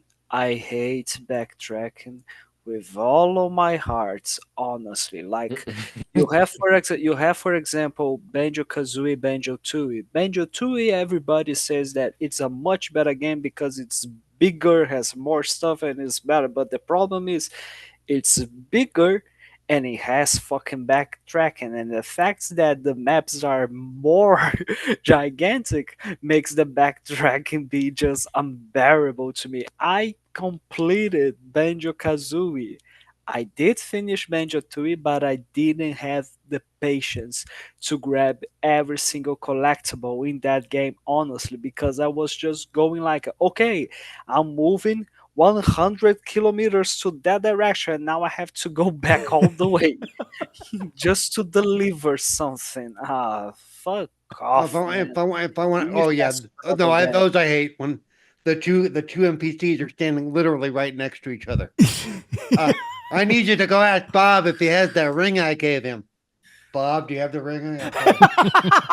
No, I'm Yes, he sorry, has I the ring. don't. Okay, go I get the sold it. ring. Okay, get the ring. Okay, I gotta go get the No, ring. no. It is not. It is not just that. It is not just that. It is. It is also like always a situation. Do you have the ring? No, I don't. I lost it to a wolf that swallowed it and is running away right now. Just follow it. Ah, for fuck's sake. No, but or sometimes it really is, so and so has this piece of paper he's supposed to give me, and he's literally right there. I mean, it's like in real life, it'd be like you could throw it to the guy. The most annoying game yeah. of telephone. Okay, D4. Oh yeah, one other mechanic that this one already died, and I'm glad about it. It is the following missions like the missions in Assassin's Creed, like Assassin's Creed 2 and Brotherhood, where you have to follow someone. You can be Oh, seen. Oh, follow missions. Oh, Yeah, where you have to yeah. stay Oh, in. man. And, If and you are to the same like- event, the and if- escort missions too, as well. Oh, And fuck. if you are Yeah. like, okay, the guy is over here, and you are behind a building around the corner, a fucking timer shows up. If you don't stays in a straight line to the motherfucker until the timer runs out and the game's over, you have to restart. God damn it. Oh fuck yeah! I hate Word. those. I hate those things. Yeah. Oh fuck! I'm so happy that those things don't exist anymore. All right, Metroid. What about you? No, What- they do. They do. You need to play them. no, that will be it. I cannot. I can't do escort missions. Fuck. My god. Resident Evil 4 was before they fixed it, when they first came out, I fucking hated that game because of that whole fucking thing. But oh well. Okay, so wrong. By the way, this guy Hell. who Quit time event. Quit time this event. guy who has a terrible AI, who kills himself all the time, who doesn't fight whatsoever, and stuck on a wall. You need to protect him because if he dies, You'll be in the middle of a fucking battle, right? And the guy will just be standing there. There'll be enemies. You're like sitting there fucking help, my God. He's just standing there. And then somebody just comes to him, he hits him once and he dies. And you're like, fuck, shit. And then that's after you went to the fucking town and got him the highest fucking weapon you could. You paid more money. You're like, okay, fuck. I'm going to take my money. I'm going to equip your fucking ass, and then he still dies. You know. Or what's even better, when they cause an explosion and they stand right next to it. It's like, after you light the fuse, you're supposed to move, right? I remember. This isn't exactly the same, but my group and I were playing Baldur's Gate, and we were trying to like blow up a door to let one of the NPCs out. And I think the game was glitched, but like every time we blew up the door, the enemies wouldn't get far enough to where they would get caught in the explosion, and it would trigger a fight, and we'd be fighting the whole team. Like, you're supposed to move away from the explosion. What the fuck? Yeah. Every time we would have to fight them all.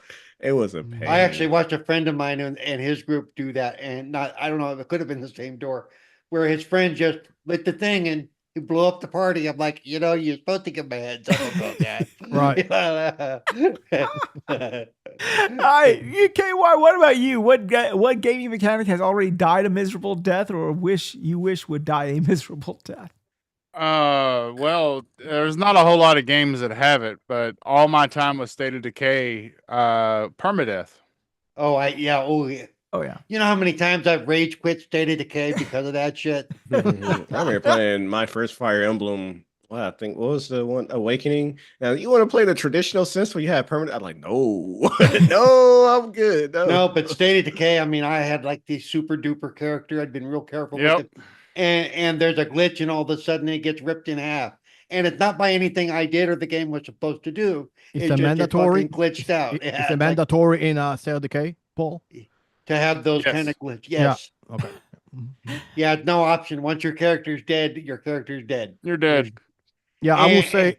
And there are times, but when they get ripped in half, there's no coming back. But see, hell, put them back together, put some duct tape on it, But see, one thing in State of Decay though is like in State of Decay 2, if you finish a legacy with one of your characters, then those characters are always in your character pool. And what you could do is you could take one of those characters that's in your like settlement, and you could load them up with like the ammo presses, the stuff that's really hard to find on a map. You put it all in their inventory, and then when you go to start your next campaign, you select them from your pool and you start out with all that stuff. That's what I do. I give them a good weapon, I give them a good stuff, and then I send them on their way. All right, I need them. What about you, Metroid? What about you? What game mechanic has died a miserable death or should die a miserable death in your opinion? I don't know if many games have it these days, but if I'm playing a game, right, and I'm dying several times, and the game asks me, "Oh, did you want to lower the difficulty?" No, bitch, I picked normal because that's how I want to play the fucking game. So you're going against what Cerebral actually wants, basically. But that's the game's way of telling you you suck. Well, the problem is I don't suck. It's just the AI is fucking piece of shit. You know, it's blame the game. Yeah, blame the fucking game. Like, I'm in the middle of the game. I died like maybe a couple times. Oh, you want to play on easy? No, bitch. I pick normal. Let me play the game on my pace. Shut up.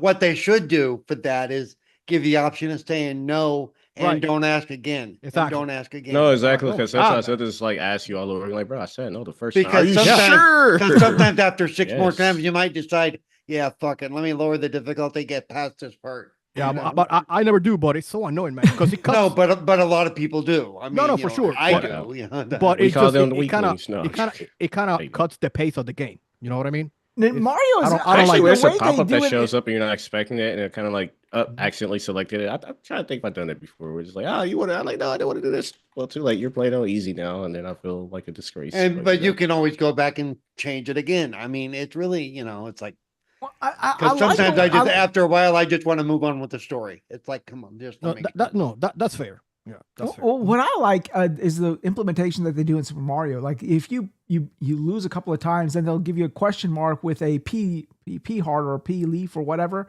and if you get it, you become like this Tanuki white Mario guy, and then basically you can fly through the entire level if you want to, or you can play through it if you wanted to as well. So it's just entirely up to you. But of course, it makes the game almost trivial because you can fly through the entire level if you want. But yeah, and I like that. I mean, if those kids who want that, they can do it. If you don't want that, you can just ignore it and just move on. You know, you can skip. But Paul brought up a good point. I mean, if you feel that the game is too hard, I don't have any issue with changing the difficulty. In mid game. But I just find it annoying because I pick normal.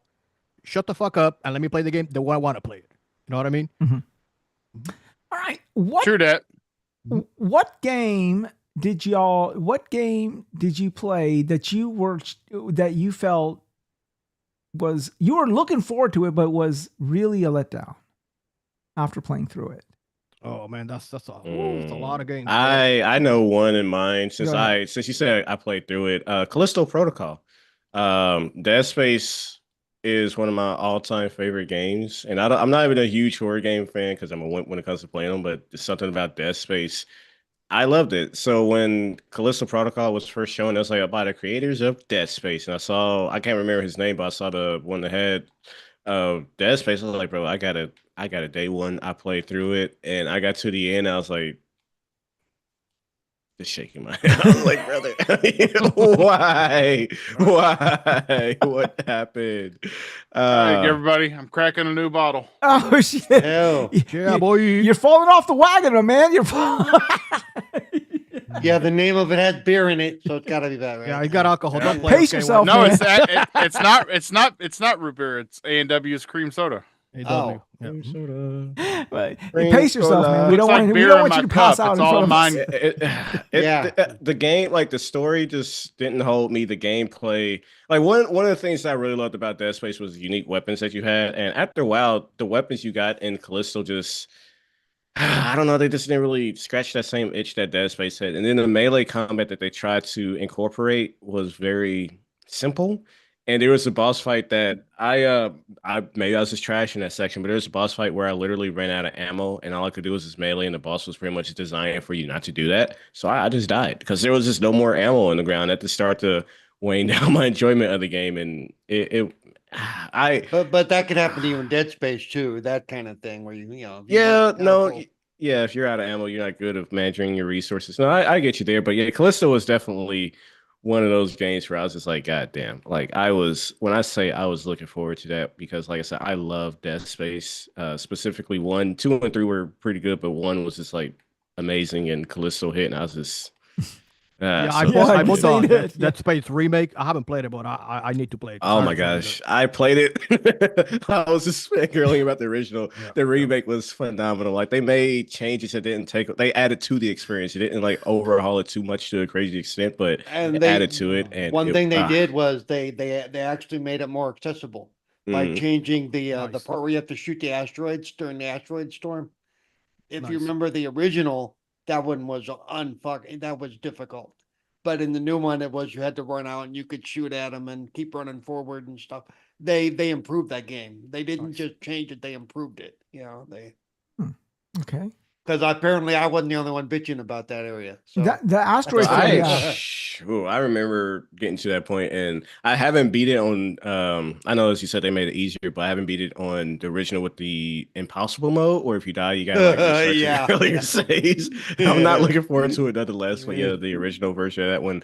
Yeah, you're fucked. Like, oh, you're stuck in a chair and everything blows up and you die. I was like, oh, great, nice. Okay. Oh, good, thanks. Yeah, I appreciate that. All right, so let's keep going. Any other games that fit the bill? To me, at least, it was Assassin's Creed 3. Really? Because like when they first showed the review gameplay of that game, it was like Connor going from one tree to another, and then when he dropped to the ground, he rolled over and went to the leaves to be disguised there, to just disappear and be stealth and this and that. He was doing a pretty awesome sequence that you can do that nowadays on any other Assassin's Creed right after Assassin's Creed 3, especially on Black Flag. But like the moment I finally got the game in my hands and I started, okay, let me do parkour then.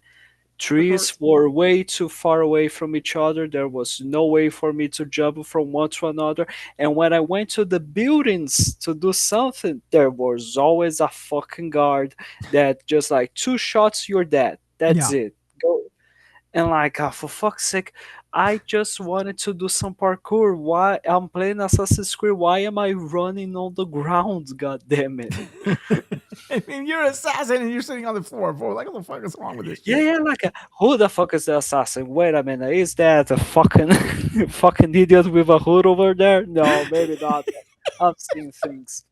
I'll tell you one game that I know is going to be very controversial when I say it. God of War Ragnarok. I was really excited. Oh, I agree. I Yeah. I came out of it. I mean, it's a good game. Don't I'm not going to take anything away from the game. It's a good game. But I was I went into that game really hype. I was Dude. like looking forward to the game. I came off of 2018 totally like mesmerized, and I played Ragnarok and I finished it and I'm like, That's it. yeah.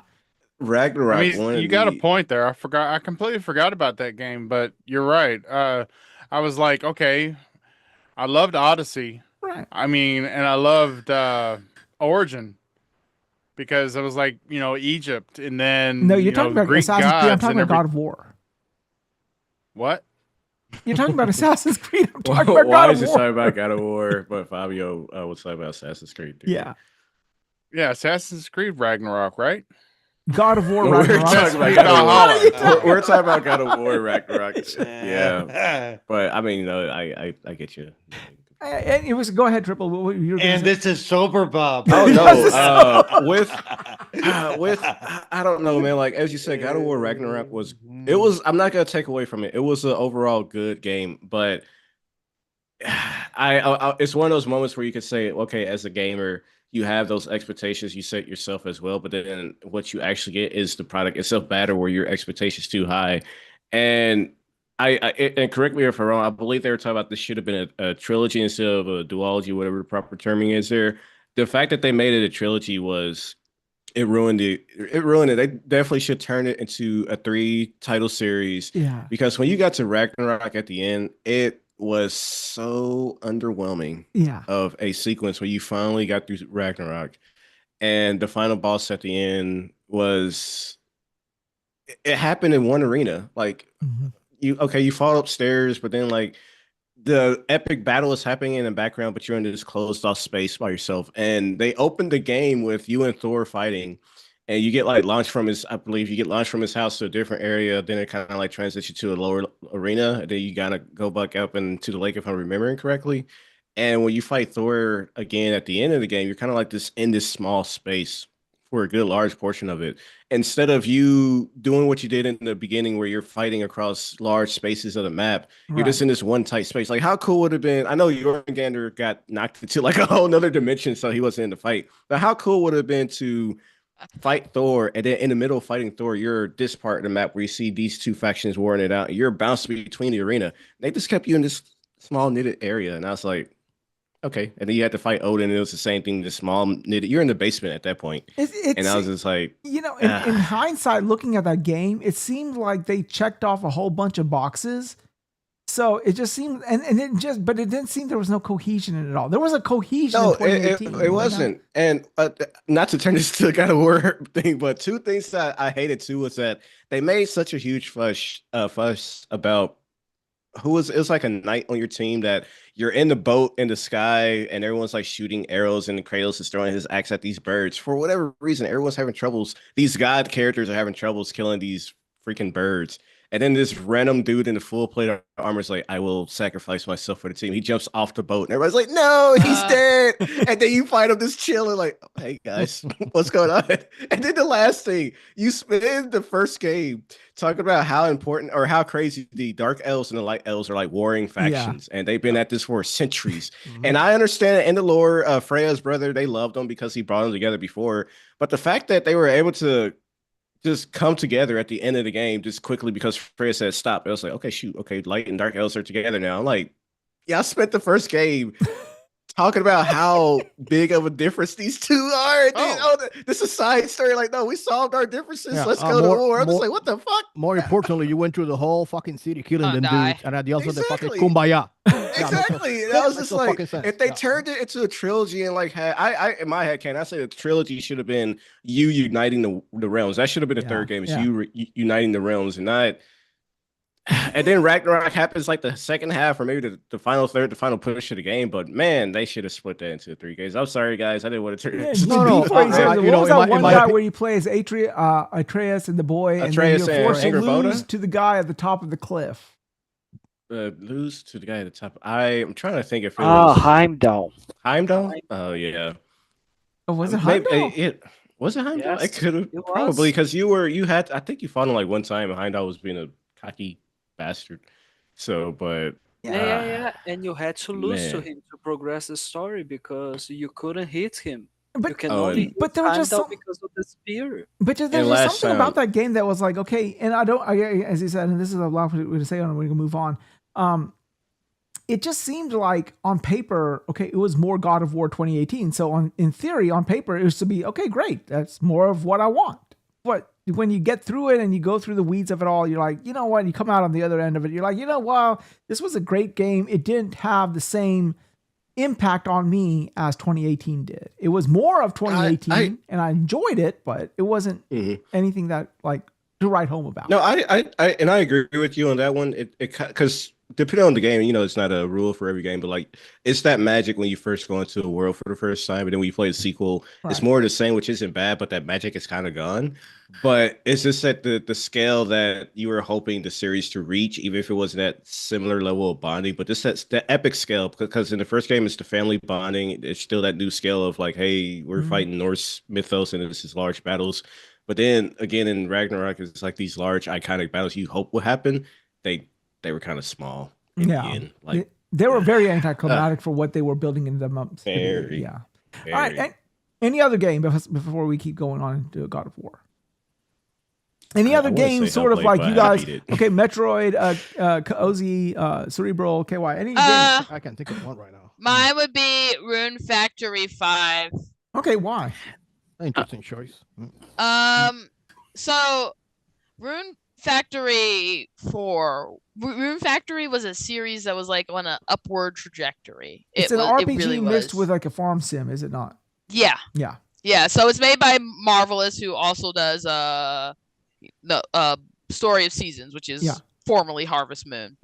But if you know what all the turmoil and the upheaval that happened with them, and it was up in the air whether or not we'd get another Rune Factory after Rune Factory 4, and Rune Factory 4 was like 2012.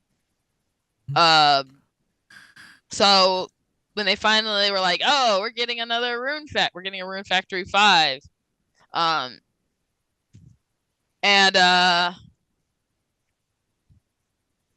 What about it? Was it like, okay, you were hyped to go into the game because it was more Rune Factory, but sort of what made you leave that game after you played it and say, you know what?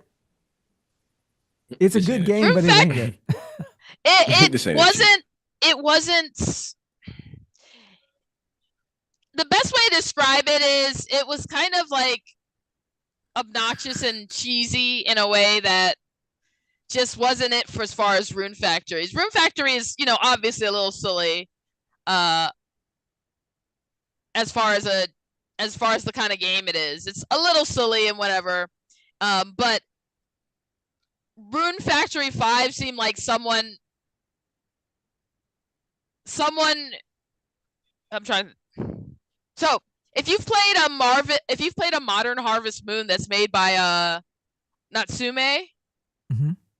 as opposed to Story of Seasons, it kind of just misses that it factor that Story of Seasons has, and it seems kind of like a cheap imitation. And Rune Factory 5 also felt like a cheap imitation of Rune Factory.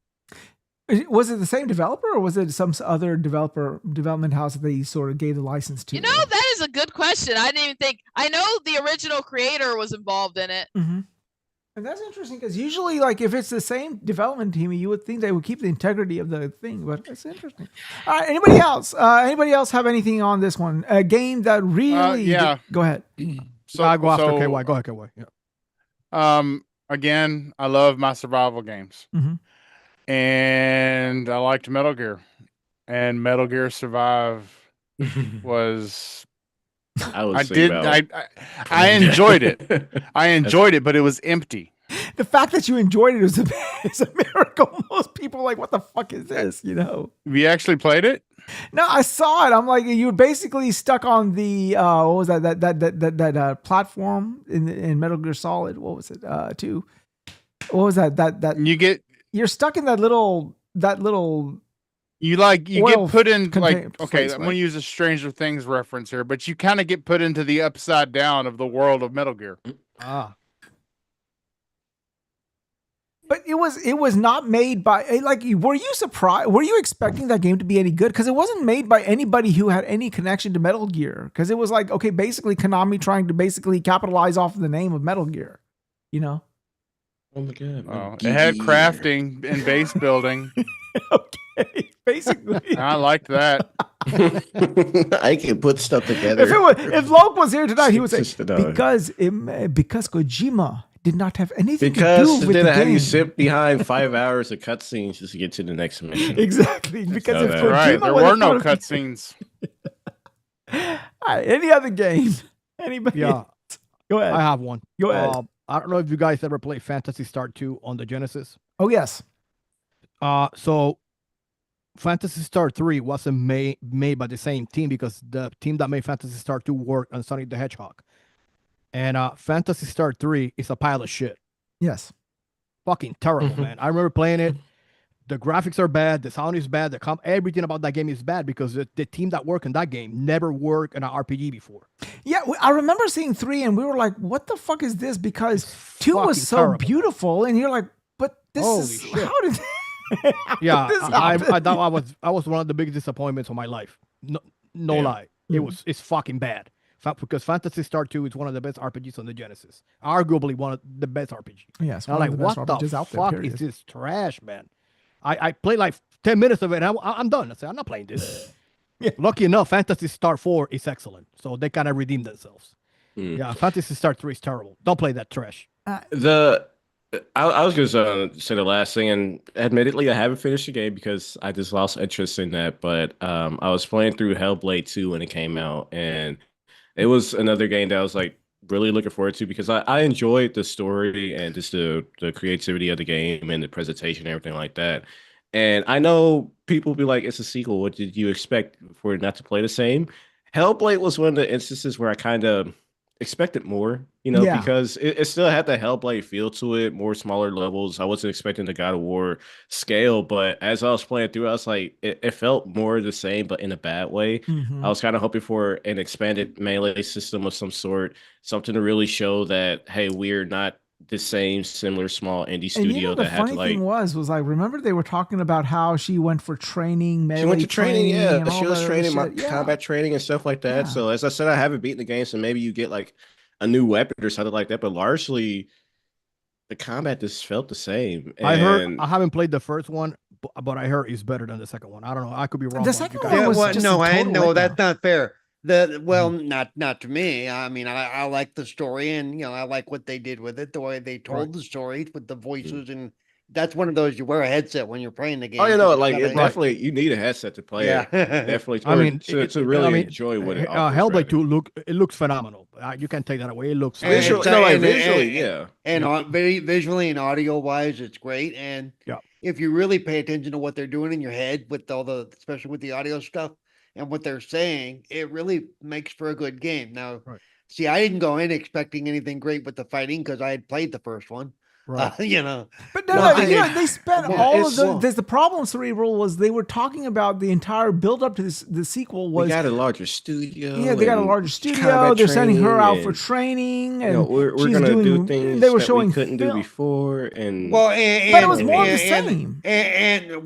Not exactly. They did improve some of the combat stuff. They made it a little bit more, Not Yeah, I quite mean, as like you can. I cookie would say, cutter, like but from a cinematic perspective, yeah, they improved in that regards. But when it comes to like the actual feel of the game, like I said, even introducing like new weapons, and now you can approach differently, or you have to, you play your God of War, so you got your axe, your sword, your blades of chaos, and the spear, and how you have to dance around the combatants with different expectations of, hey, this tool is better for this job, etc.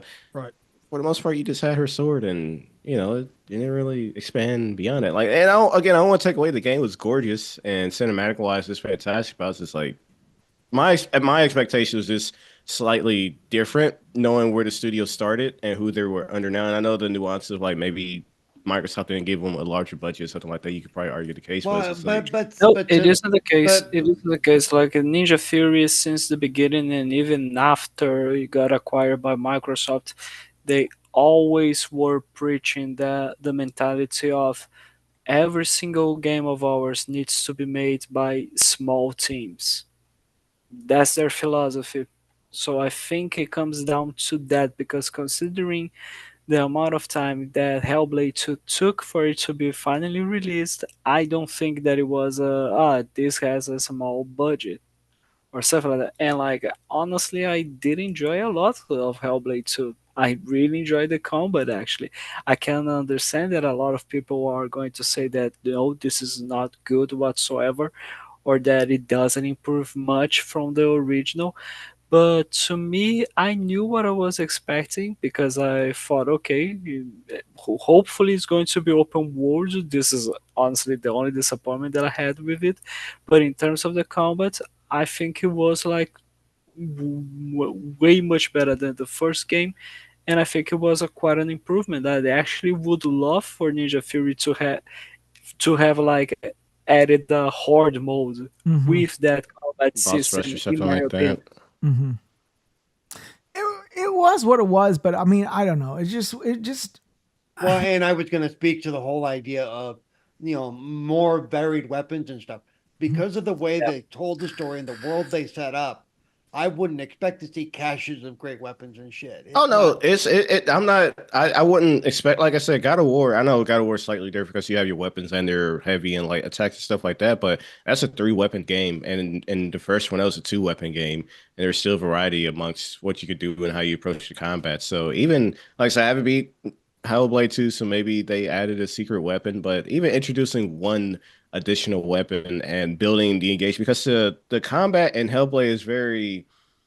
I can't really think of the best word to say besides like what comes to mind, and I could be using it incorrectly. It's like more intimate because it's like more close in combat. You really had to be more precise with your strikes, and It's it's not more like stoic. It's like, okay, yeah. So you even you have like a yeah, gameplay scene, then you have a combat scene, which is independent of the gameplay scenes. Like you're yeah. walking into a combat scene type situation. Yeah, so even Yeah. introducing a one new weapon archetype and really crafting the battles around that new weapon and really just making it more cinematic and more engaging, it would have been very nice. But still being stuck with just the sword was like kind of Um, meh. But I, Boys, I'm really sorry, but right now I gotta go. It is quite late here, so well, I'll have to be going. I really appreciate Fabio for you stopping by. But okay, Yeah, before you leave, okay, appreciate being here, second to last topic, but give us your 2 cents before you leave.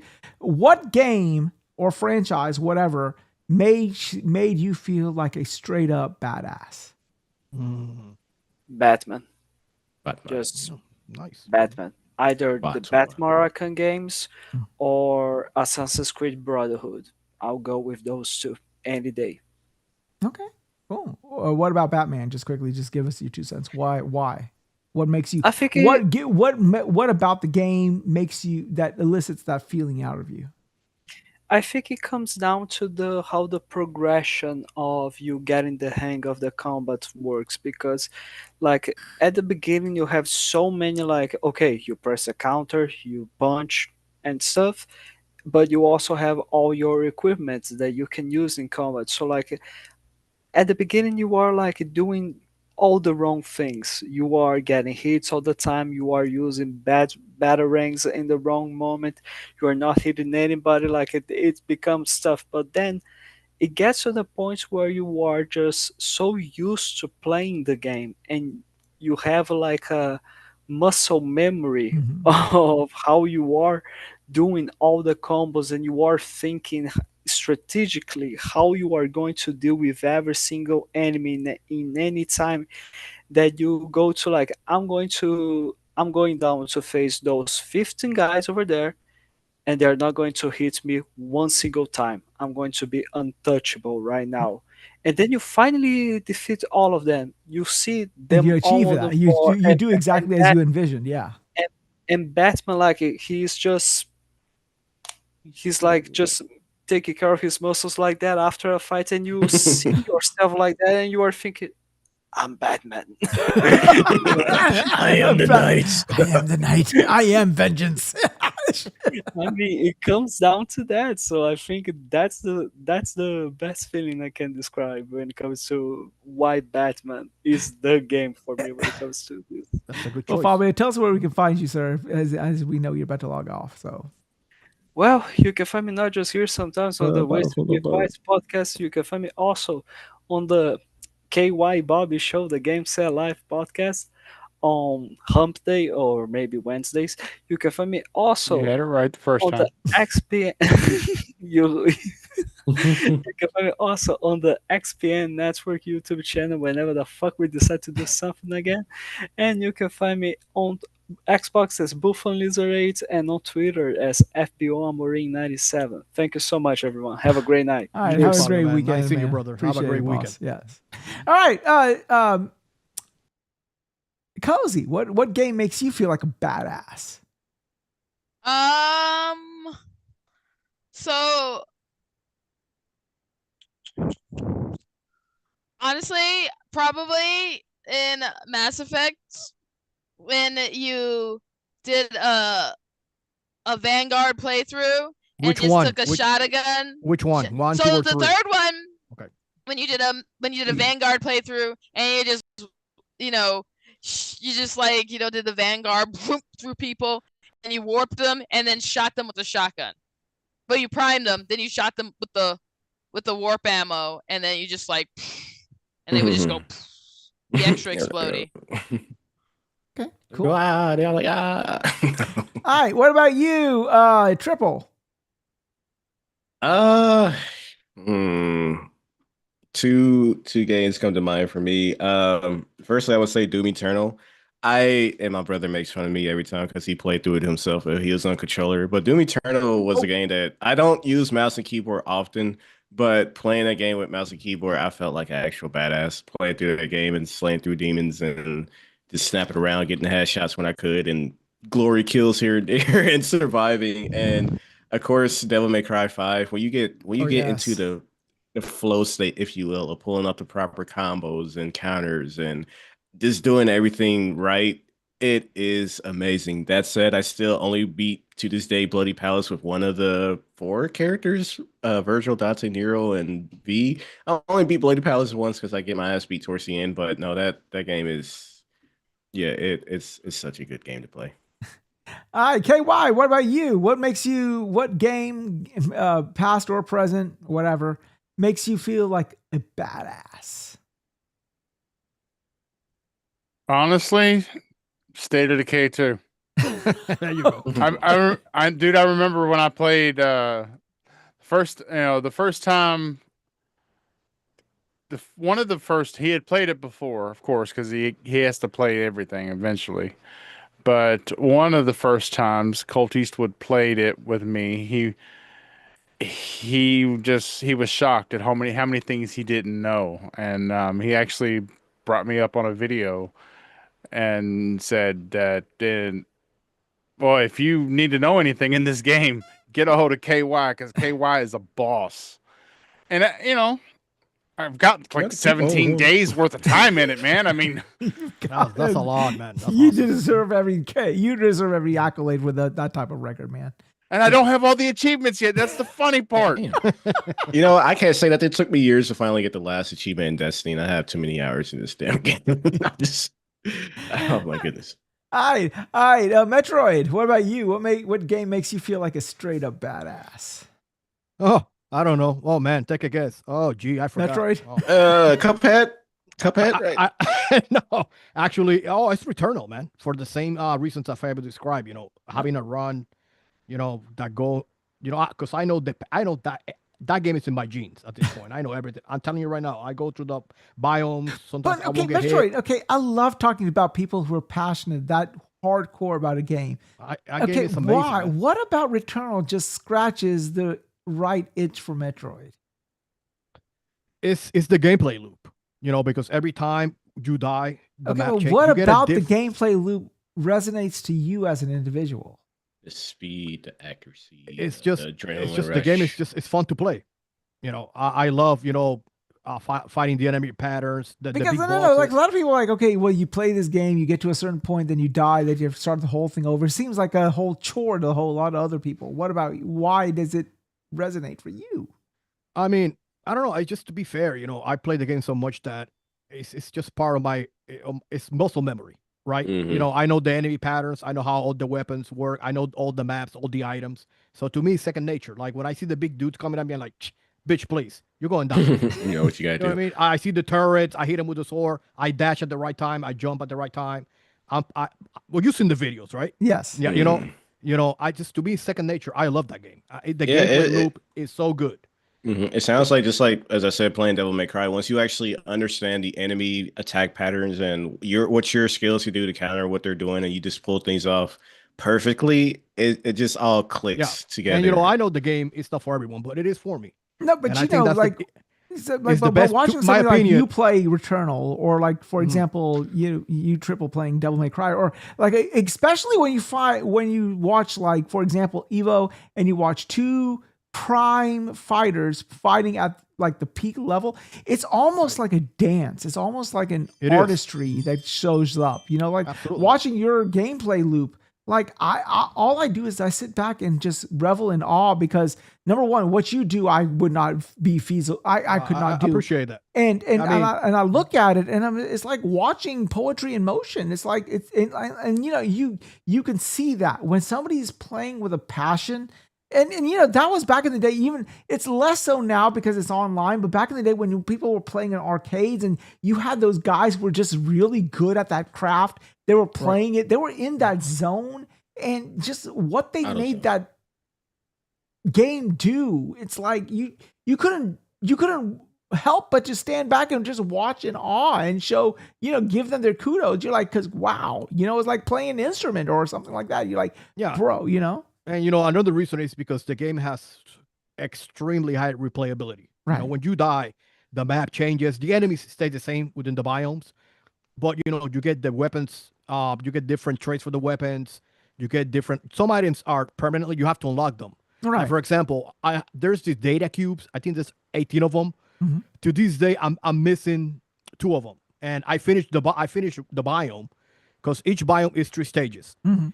and I finished the biome. And in order to extract the data cube item, you have to go. There's like this device, and I thought the device, because usually the device is at the end of the boss, but when I beat the boss, I forgot the device is not there. And once you beat the boss, you're Yeah. fucked. You lose the data cube, so you have to restart the game again. It's just that game is a pleasure to play. To me, that's the best PS5 exclusive. And it's a shame that more people didn't play it. I understand it's difficult, but to me, it's like I have on PC now. it's second nature. I love that game to death, man. Cerebral, I really do. What about you? What makes Cerebral Don't Paul say feel? Solitaire. What game? Yeah, except for Solitaire. What game makes Cerebral Paul feel like a badass? I was gonna say solitaire. But no, I'm kidding. When I get that, I don't know card turns. When I get that perfect stack of cards, it's it hits that dopamine. No, I gotta say, I mean, probably Bulletstorm. Really? Well, Okay, oh, why? yeah, Bulletstorm. It's a great game, Paul. Man. Great game. I hate we didn't get a sequel. Oh my god. Oh, Bulletstorm, once you get into the groove of it, man, and you just start throwing, finding different ways to kill people, and you're on, it's awesome. Well, what is People Can Fly doing these days? Like, aren't they? Yeah, I was about to ask the same question. Yeah. What was the last game they did? The multiplayer looter shooter Outriders. Outriders? Yeah. Outriders, yeah. It was okay. It was, Yeah. It was decent. I need to play the DLC for it. It Yeah, was I in played Game with Pass. a couple of I my never friends bought for the a actual while. Outriders It's a good was game. good, except how buggy it was. Yeah, it was such buggy, a mess. Yeah. And then the fucking yeah. 2-second cutscenes that the dude did at one jump. The fuck are you doing? And I'd say the problem Yeah, with those types of games is like, like if it doesn't get that minute success right then and there, the long-term development of it just doesn't seem feasible to be justified. But I think know. if Outriders 2 came out, it probably will do well because a lot of games are Mhm. multiplayer, right? Yeah. If the game was good and polished, I think that it'll do well. Yeah. I Yeah, really and do. if they expanded on the story, because like props Yeah. to them, not to take away from like Borderlands, but for some reason when it comes to some Destiny Division, I'm not sure about. I'm not gonna speak of Warframe story, but they don't really want to give you a proper story. Right. You know, Outriders, to its credit, they gave you a proper campaign experience on top of the looter shooter experience. You know. Can I add another one? Go ahead. Also, Go ahead, yeah. The OG Mega Man on NES. Oh yeah. Oh yeah. I beat that. I beat them bitches like in 1, 2, 3, 4, 5, boom, boom, boom, no problem. Oh exactly. Yeah. If you Oh, yeah. I that love is those nothing. things, yeah. Saying if you're saying that, Ghost and Goblins, that's another one. Don't get me started. Oh my god, man. If you can beat Ghost and Goblins I love but with that a game is piss ass so shield that they give you at hard. the second run through. Oh, Yeah, fuck. yeah, 2 hits and you're I love Ghosts and Goblins, but it's hard. Yeah. Man. That game is hard. All right. Speaking of Ghosts and Goblins and those, what game and or gaming mechanic or things about gaming that have now since passed that you wish they would bring back? Okay, I'll give you one. I'll give you two. One game I would like to see come back is Russian Attack. I used to love Russian Attack from I Konami. used to. You know, Me too. I played the arcades. yes, Yeah. it's phenomenal. I love it. I would love to play a game like that. Or Spy Hunter. That would be another one. You know, a racing True game. story. Yeah. A true story. When I was a kid, I was to be a little thief, and I stole $20 from my mom Uh-huh. to play Russian Mhm. Attack. Oh, And when I came back, she whooped my ass. And I deserved it. you were one of those. You would have been Yes. one of those if We you were were all younger, that. stealing your mom's Yeah. card to pay But Fortnite. I used to play in the arcades. You know, it's great. Konami used to make really good Oh yeah, arcades. back Konami in the was day, man. the shit back in the day. Yeah. And the She whooped mechanic my that, ass. and the and the one Yeah. or Bayou Billy back in the day. Oh shit, yeah. Bayou Billy is so good. Yeah. But the one Yep. mechanic I wish they would bring back, it's not really necessarily a mechanic, but something. I wish they would bring back instruction manuals for physical games. Yes. I remember I got The Legend of Zelda and we went on a trip to Niagara Falls and we drove from Alabama all the way up to New York in a station wagon back in the day. And it was me, my family, and some of my relatives who were all. Did they make you sit in the way back with the window Oh down? yes, so you yes, get most the definitely. I was all the way in the noxious back. so you got the noxious gases Yes, out of the exactly, tailpipe. exactly. Yeah, you know what I'm Yeah, talking about. yeah. And I would read that manual from cover to cover every day, 4 times a day.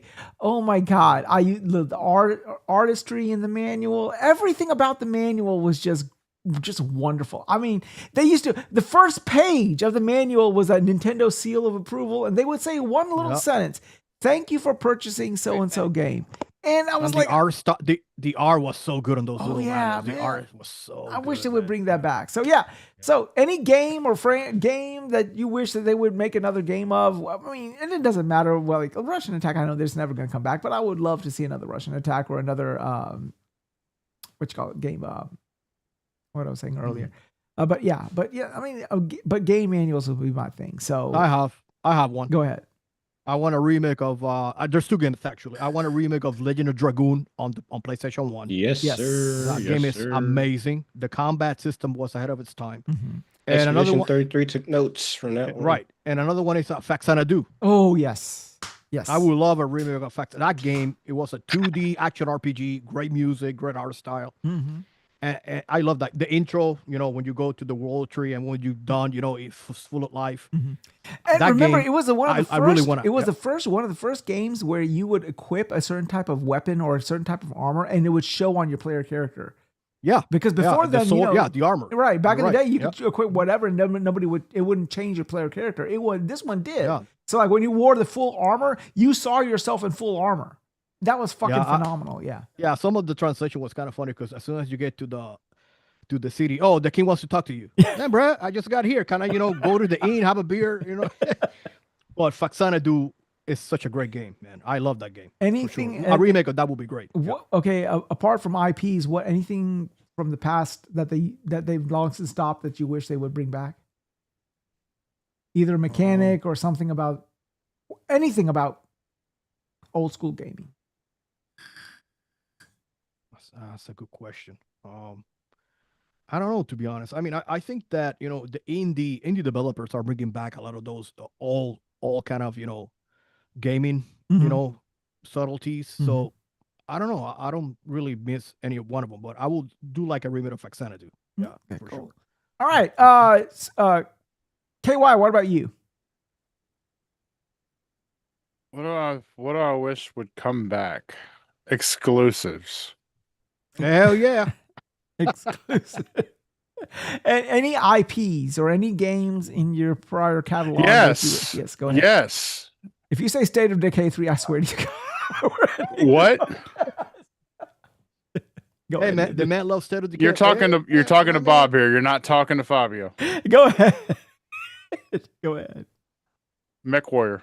Mech Assault. Oh, damn. yeah, that's a good one. Yeah, I mean, Sir X-Man is a big fan of that as well, so I know he definitely would. What about Mech Assault? Sort of like, what do you love about Mech Assault? Well, some of my favorite movies were the large mech movies. Mm-hmm. And it was like one of my best movies in a game.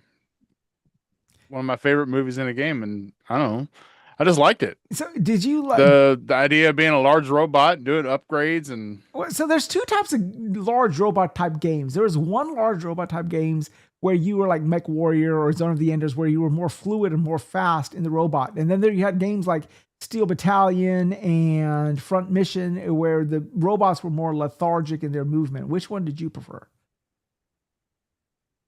the one where they were more lethargic in their movement. I don't really care for the whole whatchamacallit. Gundam. Yeah, the Gundam and the what was the game that just came out this year? The new one. This year. Mecha Breaker. Mecha Break, yeah. Mecha Break, yeah, Yeah. Mecha Break. Fucking god. Yeah, I didn't care for it. Do you like Armored Core?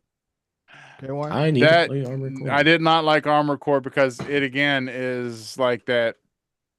I think that's the Japanese take on the robots. They're all fast and nimble, Yeah. and Yeah, I didn't like it either. I like the ones that are like the size of buildings. Okay. Did you play Steel Battalion?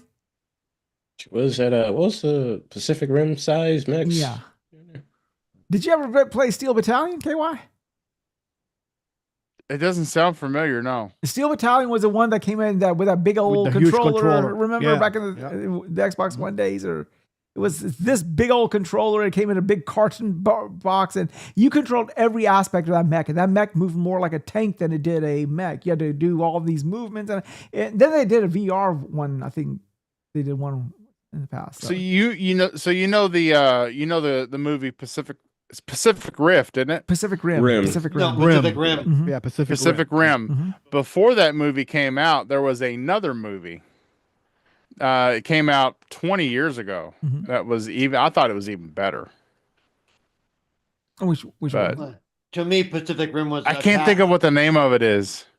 Pacific Rim to me was Attack of the Selectric Typewriter Bulls. The because the way because that's what they look like when they're rolling up. I'm like, that's a typewriter bull right there. All right.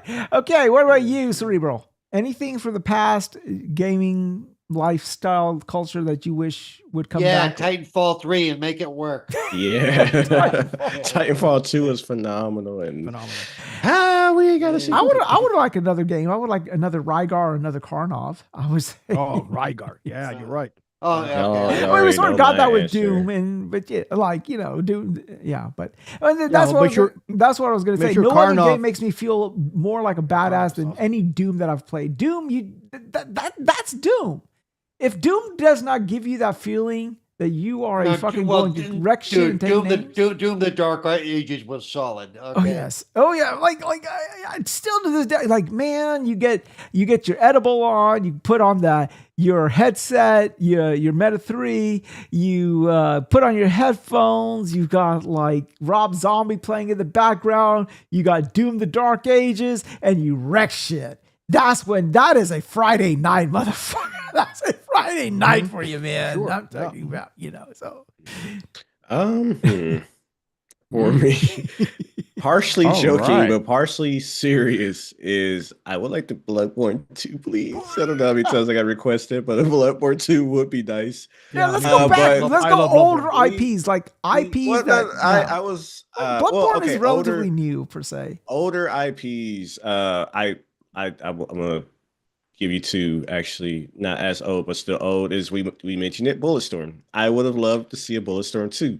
But that said, older for me is a new Golden Sun. Maybe it's just rose tinted glasses, but the original Golden Sun was still one of my favorite Game Boy Advance games growing up, and it would be nice to get another sequel of that game. Get a sequel. Cerebral, you said that'd be nice. you said Titanfall 3, but let's go something even more older than that, if you will. Any game. Brute Force. A good Splinter Cell. Yeah. Well, you and everybody else wants. Wish grants it. Splinter Cell on mobile. No. Splinter Cell. What was it? Splinter Cell Go? Wasn't it? Was it that what they called it? Or I know some he shit did like a that? guest You know, appearance or in, like I we've think, a talked mobile about game or before. something like that. Bring back some of the funner football games, like NFL Street? NFL Streets. Yeah. NFL Blitz. And Blitz is more what I was thinking. Yeah, Blitz was I don't do sports games, but man, Blitz was the stuff. That whole subsidiary they need to bring back. EA Big, I used to love all of their games and stuff. SSX, it was like I would love another SSX, So. All right, gameplay You say you want sex? Yeah, I want sex after 20 years I of was marriage. about That's to say, the one. why? Yeah, definitely me. Why has the conversation changed to that? Well, Never mind. Okay, so I just figured out what it was. when did I? Okay, so last question of the night before we log off. I thought that was the last. No, question. say last Holy question. cow. Apparently When not. did you More to feel? come. Okay, what was like? Okay, it may not have been next gen at the time, but what did you feel? When did you feel you were playing a next gen game? I'll go first. Wave Race 64. When I was playing Wave Race and the waves would just randomly go up and down, and the bite and the Sea-Doo that you were on would react in real time to the waves going up and down, and like if you got a bad wave, you could crash. Dude, I thought that was next gen. That or 1080 Amazing. snowboarding, one of the two. Because like going down, and nothing gave me that feel like I was going down a big old hill like 1080. So Yeah, I'm 1080 torn was between the amazing. two. But those two, I would say, were it's like when I really felt I was playing something next gen. Okay, open it up. Metroid, what about you? Super Mario 64. Okay, what were you doing in that game that you said, okay, my God, this is next gen? I mean, well, the 3D aspect of it, the level design, it's just phenomenal. I know it wasn't the first 3D game, but it was the one that like I put stuff on, in the map, in my opinion. And to this day, it's blocky, right? But it's still the gameplay is still intact in that game. The music is amazing. Again, the level design, is so balanced. The controls are great, even though the N64 controller is not my favorite. But it controls well, and when I saw that game for the first time, I was like, damn, this is it. You know what I mean? We have a right, in my opinion. Yeah. All right, what about you, Triple? Yeah. Man, I'm honestly finding it hard to say. I will take a slightly different approach and more so say what is a next gen iteration of X game. And I would have to say Monster Hunter World. Playing Monster Hunter Freedom throughout the years, Freedom, Unite, Third, and For You, and seeing them expand on the Monster Hunter franchise and really making the worlds feel so much more alive, seeing turf battles play out, how they crafted the environments to be a seamless transition between the zones and things like that. That's where I'm just like, no, this is a next-gen Monster Hunter game that's not held back by the Nintendo handheld software or hardware. And it just seeing the world come to life, like it was phenomenal. Like that's my answer, because I can't really think of a specific game like 360 era or something like that. But again, just as a franchise moving forward and taking that leap like that. Yeah, felt like I a mean, proper leap yeah, for the but like franchise. that suffices. Like you when you saw it, you're like, okay, oh my God, I'm playing something next gen. Good, cool. All right, And Cerebral, also- what about you? Can I have another one? Yeah, go Or- ahead. No, go ahead. Go ahead. Every time I go to talk, you have. Oh Jesus, that's not true. Stop. Stop. Go ahead. Go ahead. Somebody Jesus. has to play. Right. Somebody has to play Lemon's role when he's not here. There you go. Jesus. Let me talk. Every single time tonight. Oh, dear Oh Jesus, God. don't start. That's not true. Go ahead, Paul. Yeah. Go ahead, Metroid. Yeah, NFL 2K1 Why? Why 2K1 of all ones? on the Sega Dreamcast. Okay. Oh yeah. By Visual Yeah. Concepts.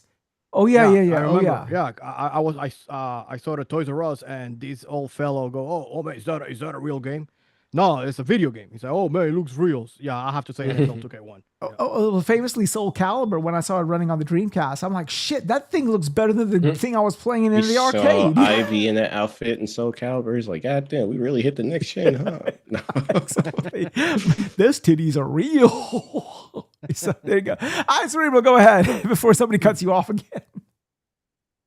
Lemon top. I mean, if you really want to go, I mean, to me, it all kind of. When I went from a CPM machine to a Commodore 64, that graphics. No, Said words. I mean, seriously, to me, that was a big jump. I mean, if you really want to talk about console jump, though, I think when I first played Rise Son of Rome on the 1X or or the one, Man, we don't have a sequel for that. because that was a step up from even the 360. I mean, just the fluidity of the way the graphics look. Hell, loaded up today, it still looks good. Mm-hmm. It has aged well. Oh yes, most definitely, it has aged very well, actually. To be honest, But that was one of the ones that really stood out when they first launched it. It's like, oh, that looks beautiful, So, it is what it is. okay, cool. But because I, like you guys, and even more so than you guys too, because I came up through early 8-bit type stuff, and to me, anything beyond an Atari 2600 was a step up. Yeah. It's like, Like, I mean, for both of us, like when we went from the 2600 and Combat and Pitfall, and then we saw Super Mario, we're like, well, fuck, what the hell is this? We can actually see the guy, we don't have to sit there and strain. Okay, is this a rectangle or a person? So yeah. all right. If it moves, it's a person. If it doesn't, it's a prop. Okay, got it. Yeah. Combat was the worst. Combat was a whole bunch of just rectangles. You're like, what the fuck am I looking at? All right, KY.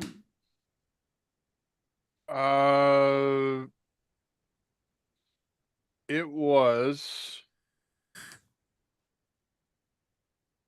the very first Need for Speed. KY.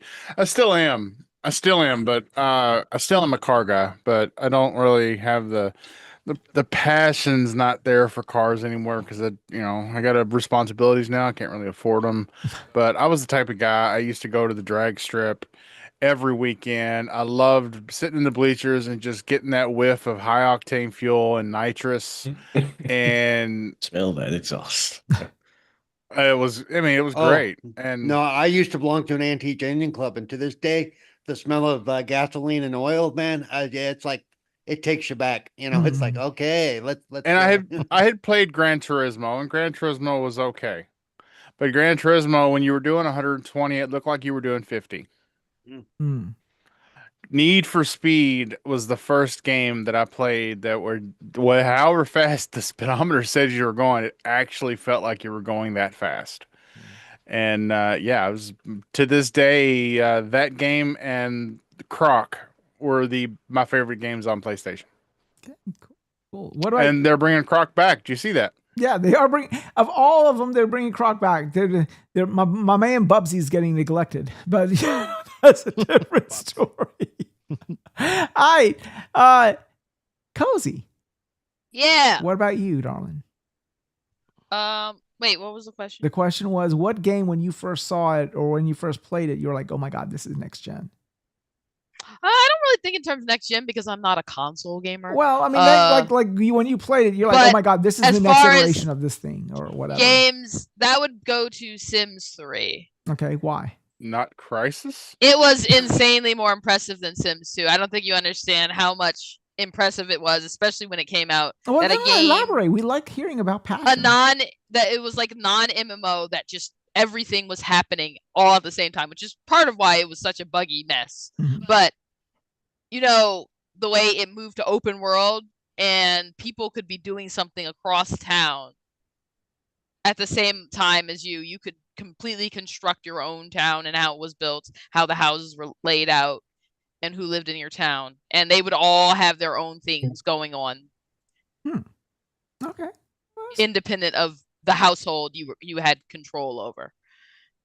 Yeah, that's pretty cool. I mean, you know, again, like if you did not know about this, you would not know that. You would look at Sims and say, okay, it's just another iteration. But you say, this is cool. This is cool. All right. Anybody else have anything else to add? What was their next gen experience, if you will? So, yeah.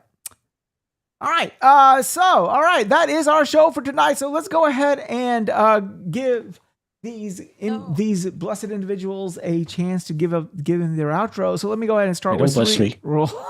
Yes, I'm gonna be nice. Cerebral, tell us where we can find you, sir.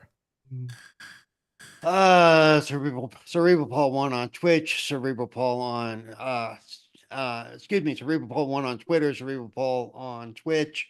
Friday nights here, Wasted with Wize, and I'm one of the editors for lordsofgaming.net. So all right, cool. All right, Triple. Whenever I make something every millennia, every eon, every century, you can find me here on every Friday, 6:30 Eastern time, Triple Combo Gaming, YouTube, Twitch. And yeah, it's a very small thing, but I did a stream for Expedition 33 because I still haven't beat that because it's my streaming game and I just have not been streaming. It's a small number, but it's nice to see 32 people watch my stream in some capacity. So I was like, you know more what? than I get lately. So yeah. So, but I stream on both YouTube and Twitch. But yeah, that's where you can find me and Twitter. I don't really post there too often these days, but yeah. Okay. Twitch, Twitter, YouTube, Triple Combo Gaming. Well, beans. All right, KY. All right, well, I'm going to come back to you, KY, in a second. Cozy. Yes. Go ahead. You can find me here on Friday nights, and then on Saturday nights you can at 9 p.m. you can find me bullsitting. I need to provide you with a link for our voting for our game awards that we're having. Send me the link and I'll put it in the show description. Okay, because yeah, that's what we'll be doing next. Okay, cool. All right, Metroid. Yeah, you can find me here every Friday night, 6:30 p.m. on Twitter, PSN, Xbox Live, and Nintendo, Lord Metroid X. Let's play some games. All right, cool beans. Last but not least, KY. Yeah, you can find me on Kick, YouTube, Twitch, Twitter, Xbox, PlayStation, Steam. It's KY Bob everywhere. I do game streams on Kick and Twitter and YouTube. They're usually some new survival game that's just come out on Steam. I do the Game Set Live pod. You're not one of them kick streamers that be terrorizing people live, are you? No. Not even. I've never even heard of that. Oh man, yeah. I'm not gonna go down the rabbit hole, but there are some kick streamers who were like absolute. I think one guy got actually arrested in Korea, I believe, because this is being an absolute menace streaming on Kick. But continue. Wow. But yeah, I do the show Game Set Live on Wednesday nights. Wize was supposed to be there this past weekend. Nobody said anything to me because like it was like Wednesday and then like all of a sudden we have a show and I'm like outside and like nobody told me because like half the times like you tell me nobody told you. Even 8 hours before the show, I texted him. I said and I messaged him and I said, "Am I still on the show tonight?" And I never got your text. During Wasted with Wize last week, when I asked Paul to come on, you piped up. I promised said, you that I would be on too. I said I would be on, and I meant it. Then where were you? Because I did not know until the very end that when there was a show Wednesday night. I did not know. Honest to God, I did not know. He said that last week too. Okay, so next week. Night, okay, no. Freeze frame for a second. Next week, we doing a show Wednesday or Thursday? It's always Wednesday. Okay, Wednesday. No. Bullshit is what every Wednesdays. Come on. He moved it. No, he moved it. He moved it a while ago. Wednesday is the default. If Yeah. something comes Okay, up so on we Wednesday, then we defaulted. go Thursday. We're definitely okay. Wednesday, and we go live at 8:15 p.m. Eastern. okay. So that's 7:15 my time. I will be in the saddle at 7:15 p.m. I promise you that. All right. Okay. And you All better right, have a the- show. I do not want to hear the wife. I'm still outside doing a Christmas shopping with the wife, but we're going to have to postpone it. Fuck that. You're going to stream off your phone. God damn it. We don't leave our house to Christmas shop. It's No. 2025. Who do you think we are? I'm just saying. But I had to go to the doctor today, and I was like, I got to go to the doctor at 12:30 on Black Friday, and the doctor's office was near the mall, Ooh. and fuck. there was no traffic at all. Damn. Thank you, Amazon. Yeah, I'm just so happy this whole Black Friday bullshit is over with, man. It was crazy back in the day watching people like line up for like hours on end Murder each for other fucking for Best Buy. deals. Yeah, and they'll sell like $100 TV, and I'm like, but that TV ain't even worth $50 after Christmas, you know. So Oh, okay. I'm sorry. I mean, it's just crazy, dude. But yeah, That's how they get you. I swear. But all right, but KY, you're not done yet. No, I'm not. You can also find me here every Friday on the Wasted with Wize show. And And me and KY are the two that are never wasted. So exactly. And as I say when I leave every show, gamers, go outside, touch some grass to keep yourself grounded. Give somebody you love a hug. You don't know how much time you have left with them. And yeah, keep your sanity by gaming. So game on. Great advice. Well, it's 40 degrees outside. All the grass that I have has long since died. So what do I touch now? Shit, Oh, we're you getting need- a you need the bluegrass snowstorm like I in the got. next couple hours. It's Shit, you're 28 fucking lucky. It's like degrees or something. fucking 28 in here. So what fucking grass we're gonna It's touch this 24 all out here. season? Hey, shit.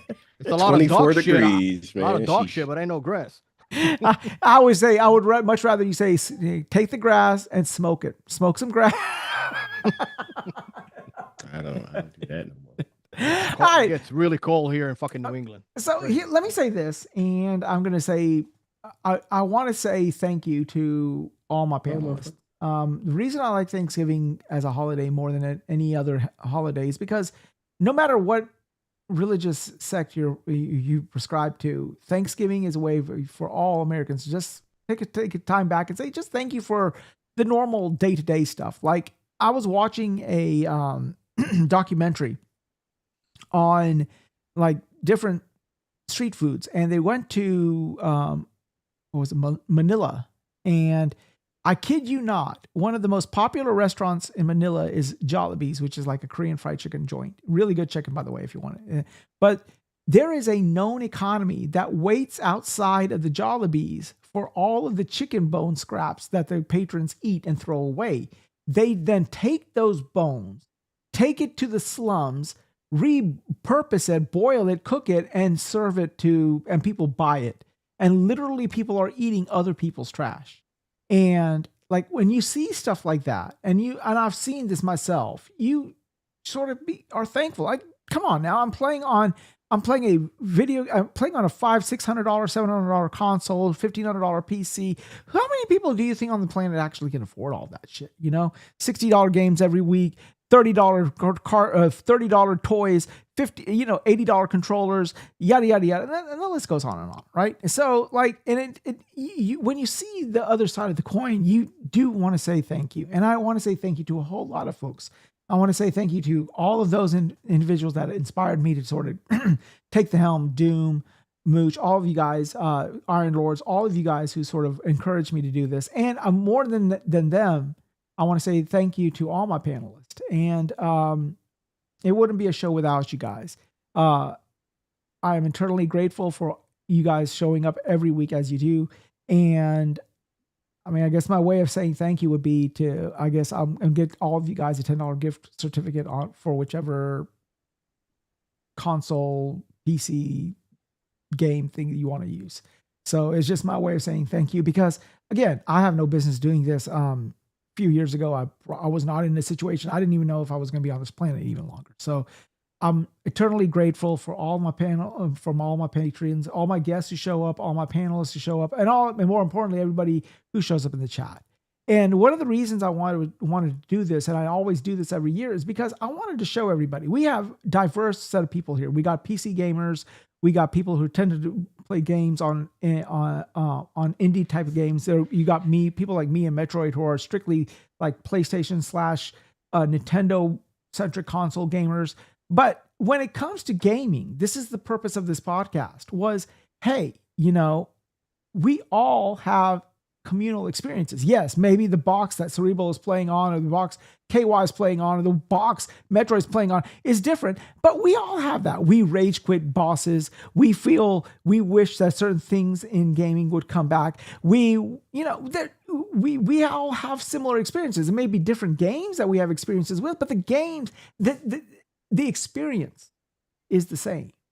And in a population, in a world that corporations, governments all want to divide us so they can control us easier.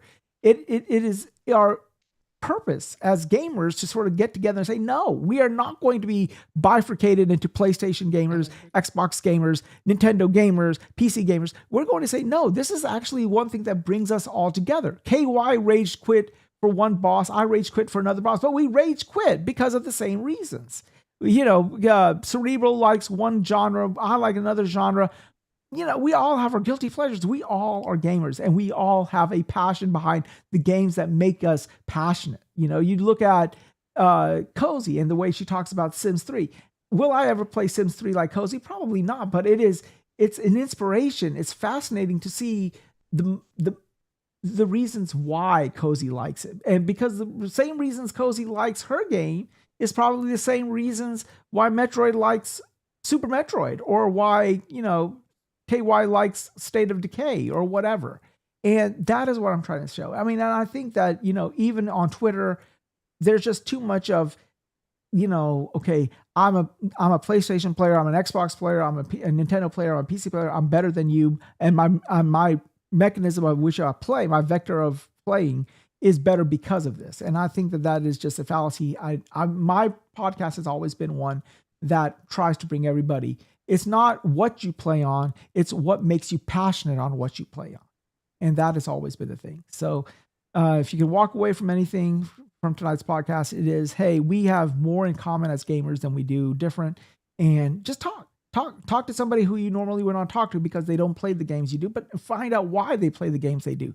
And you would be surprised. The same reasons you like your games is probably the same reasons they like their game. It's just the game is different. But anyways, that is my spiel for tonight. So yeah, you can catch me anywhere, Twitter, Xbox, PlayStation, Wize Gamer with a Z. And yeah, remember, I am the one who brings the fun in dysfunctional. And as I always say before I log out, remember, you can be anywhere, but you've not been anywhere till you first been wasted with Wize. Have a great night. Have a great Thanksgiving. And yeah, peace out, everybody. So there we go. All right, Hello. Yep. Have a good night, guys. Woo! Thank you for being Good here. night. All right. Go play Returnal.